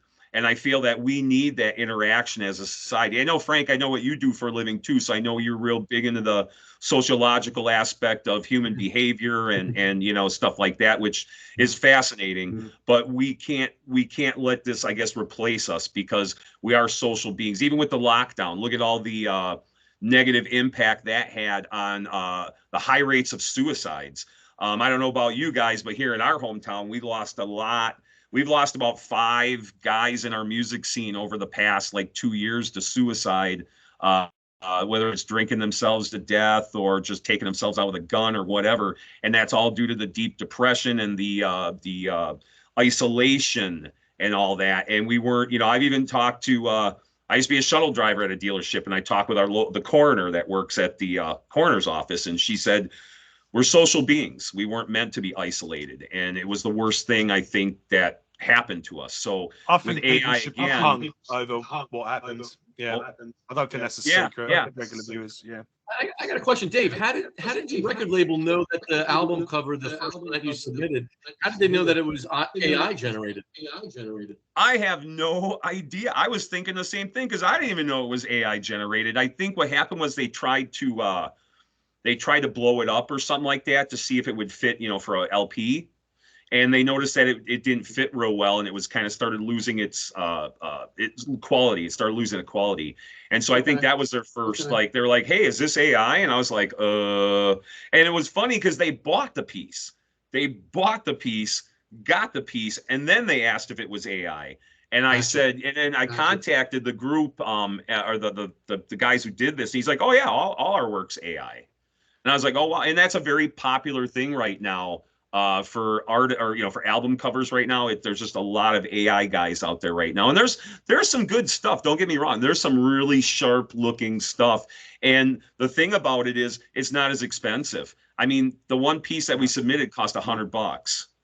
I'm talking to Ripka, and I'm talking to I can't remember the other guy that did the Exodus. You mentioned Exodus before. I'm a huge Exodus fan. I saw them a couple months back with Anthrax, and amazing. But their last cover too, I contacted him. They want $3,000 to $5,000, and you're like, hey man, we're not that big of a band. What? Maybe West Bend Scouter. West Bend Scouter. West Bend covers. Yeah, I can't remember the name, but there was a couple. Like I was looking at all these album covers that were coming out. Well, even like the Overkill, the last Overkill record, Travis Smith did that, and I was like, well, why can't you do that for us? You know, because he sent me like kind of a finished piece, and the band didn't like it, but I loved it, and I was like, well, you know, do some more to it. And he's like, well, give me some ideas, and I'm like, I want you as an artist to, you know, I gave him all the song titles and the lyrics. And I want you to elaborate on it. I don't want to elaborate on it because I wrote the music. I wrote the lyrics. I feel like you normally do. Do you normally like I would listen to the album? I can't paint. That's your job, motherfucker. What? Yeah. It's like, hey, I can't draw. I can't paint. That's your job, motherfucker. You do it. Yeah. You do it. Exactly. Right. Exactly. Well, and that was a funny thing. Like the last record we did was through SV Bell. And I just happened to be scrolling through his webpage and I saw that and I was like, hey, can we have that? And he was like, yes, you can, you know? So it just depends on the thing. But yeah, normally I'm like, I did the lyrics, you know, or the music. And like I said, Frank has helped me out on the last record and this record with lyrics, which has been phenomenal because I can get like 4 or 5 songs into the record and then I hit like a roadblock sometimes. So it's refreshing to have his take on stuff, and then what it does is it influences me then to go, oh, he wrote that, like, oh, I wasn't even, you know, and then it kind of inspires me to write more lyrics then, and you know, and it's I mean, frankly, we've been friends for a long time, and you know, just inspirational, and I just love the fact that, you know, he's there to help, and and that's what it's all about, you know, like you said, I wrote this and that, you're the artist, you take over, you know, that's what your job is, and it sucks because that Travis Smith piece could have been really, really cool. It just, I don't know if he was busy or, you know, what was going on, but I saw the Overkill cover and I'm like, do something like that. That's perfect, you know? And, oh yeah. Excellent. So it is what it is, you know? But yeah, the AI thing, I agree with you, Frank. I don't think it's a big thing for art covers and stuff, but our label was really like, hey man, you're going to take work and money out of real artists' mouths, and that was their kind of standpoint on it. So I get it. Go ahead. I respect that. Yeah, no, I agree. I'll put it out there because I'm not sure what I think of it.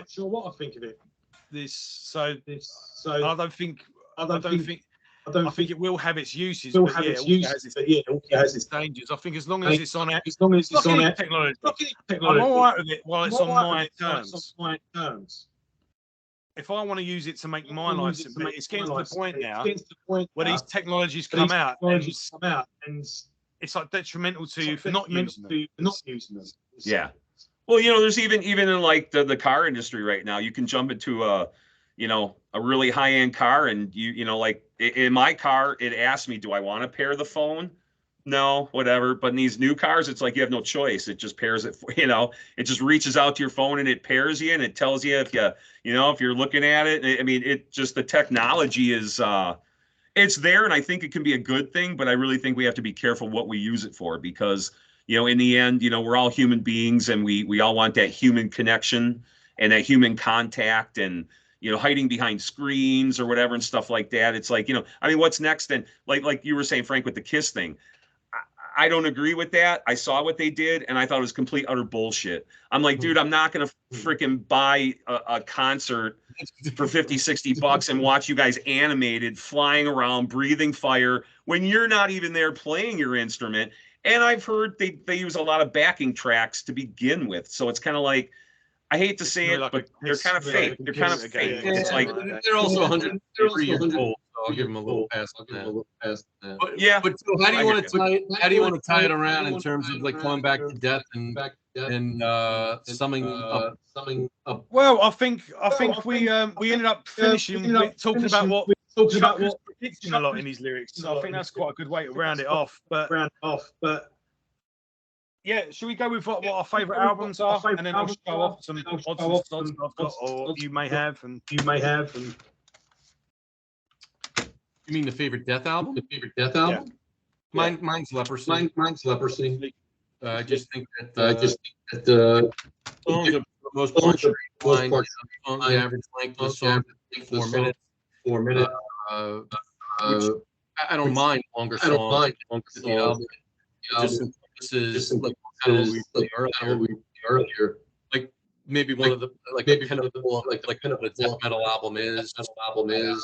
It's one thing to be heavy. It's right fast. It's right fast. It's right. Have one different guitar solos. It's another thing to make it all together and actually catchy. I think Right. This is metal albums. I mean, you can every single riff, every single vocal pattern, and it's probably the reason why it's my favorite album. Yeah. I'd have to concur with you on that. And I mean, I think, you know, Human's a close second for me, but this record, you put it in now, it still stands the test of time. I mean, the production's still relevant, the music's still relevant. And I think that's what makes it such a really good record, is that you can put it in now and you might, and I'm trying, I don't know what year it came out here. I don't have it on here, but 1988. What? 1988. Jesus, that was 2 years after I graduated or 3 years after I graduated high school. I wasn't even thinking about playing. I was 4. I was 4. Ah, you're a young guy. Us old guys. But you know, yeah, I agree with Frank. I think this record, there's not a bad song on it. It's 8 tracks, and that's what I love about it, because I know that we were talking before about time, you know, and some bands do 70 minutes and this and that. I know sometimes, like with us, we're contracted. When you get a contract to do a record, it's like you have to have 42 minutes of music, which I despise. I hate it, because I just want to write. Because then what happens is then you're starting to write music, and then you're like, well, it's not long enough. We need to make it long. You know, you know, like, it's not as organic, I think. And I think this record's just got solid 8 tracks. And like, what's wrong with 8 tracks? I don't like long records. I don't. If a record gets too long for me, I might, you know, just skip stuff or whatever. And so that's what I really like about this. 8 solid tracks. They're catchy, great riffs, great vocals, solos. I mean, all just the perfect package. You know, couldn't ask for more. Well, like I say, I've not made it a secret so far, but man, my favourite is Symbolic. Fucking masterpiece. Yeah. Followed closely by Human. I think that's another one. And then I would say Leprosy. It's a perfect album. But I love the entire catalogue. I think this is 8 amazing albums. I agree. As close to perfect as you can get as it and the development over these 8 albums from what 87 to 1999. I said 1996. It's actually who else developed that much more time? Are you putting the Control Denied album discography? I am including the Control Denied album. Yeah, I'm talking Chuck Schuldiner rather than just Death. But yeah. I just want to run towards the end. We had a double live album, Levis, which is 2 shows from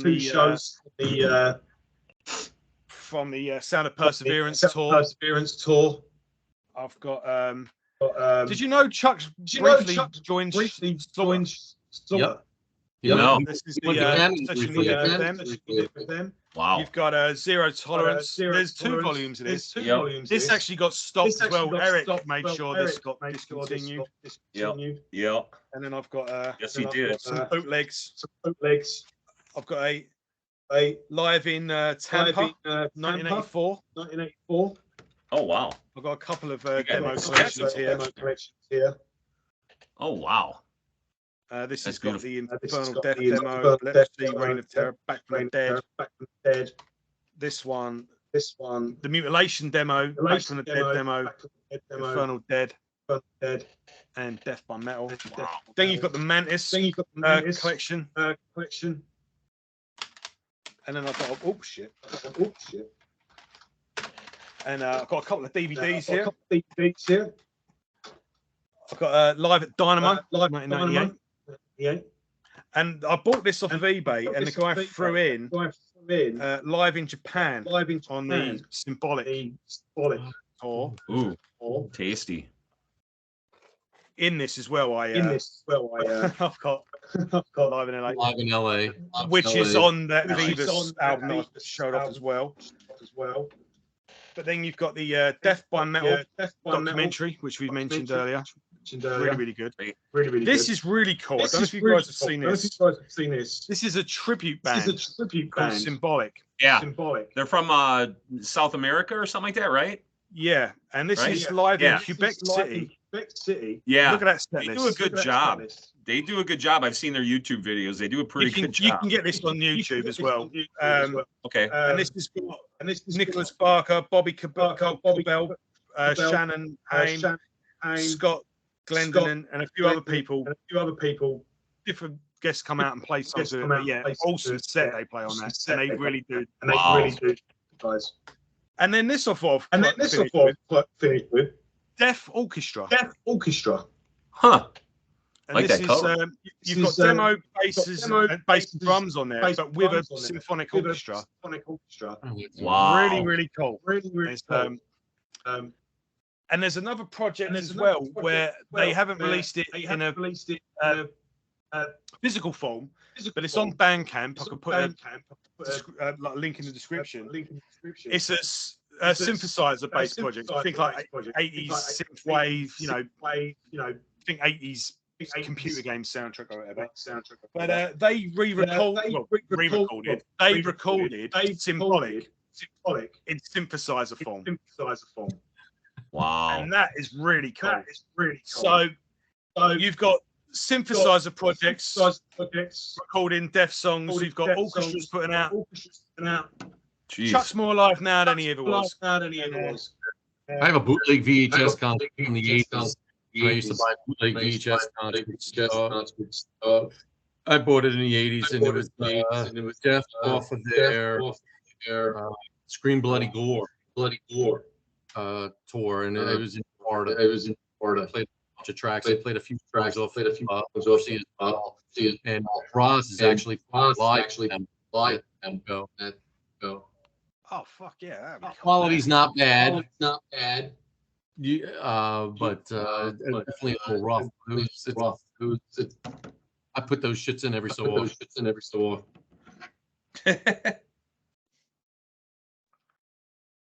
Right. I think we made it. We got to the. I really enjoyed this though, guys. Thanks for coming on. And yeah, if you've got any closing comments, thanks for coming on. And I'll get you both back on in the new year with whatever you've got going on. And Dave, I know you've got an album in the pipeline. Frank, you'll come on. Yep. It's funny you said Malevolent because we're touring South America with them next year. So I thought that was a funny reference. So no, I really appreciate you guys, man. And I love you guys, and just keep moving forward and keep sharing the metal. Yeah, this was awesome. This was awesome. All your different perspective. This. Okay, well, thanks for watching, everyone. If you've made it this far, please just give us one and then share the video around. This is your first video. Welcome aboard. Subscribe and have a look back. And obviously, check out Teeth of the Divine. Check out Morta Skuld. And I think this is me for a while now. I'm going to have a week or two off. I'm going to do a top 10 of the year before the end of the year. But apart from that, and then we'll see you in the new year. Guys, have a great Christmas. You too. For coming on. Cheers. Gentlemen, Happy New Year.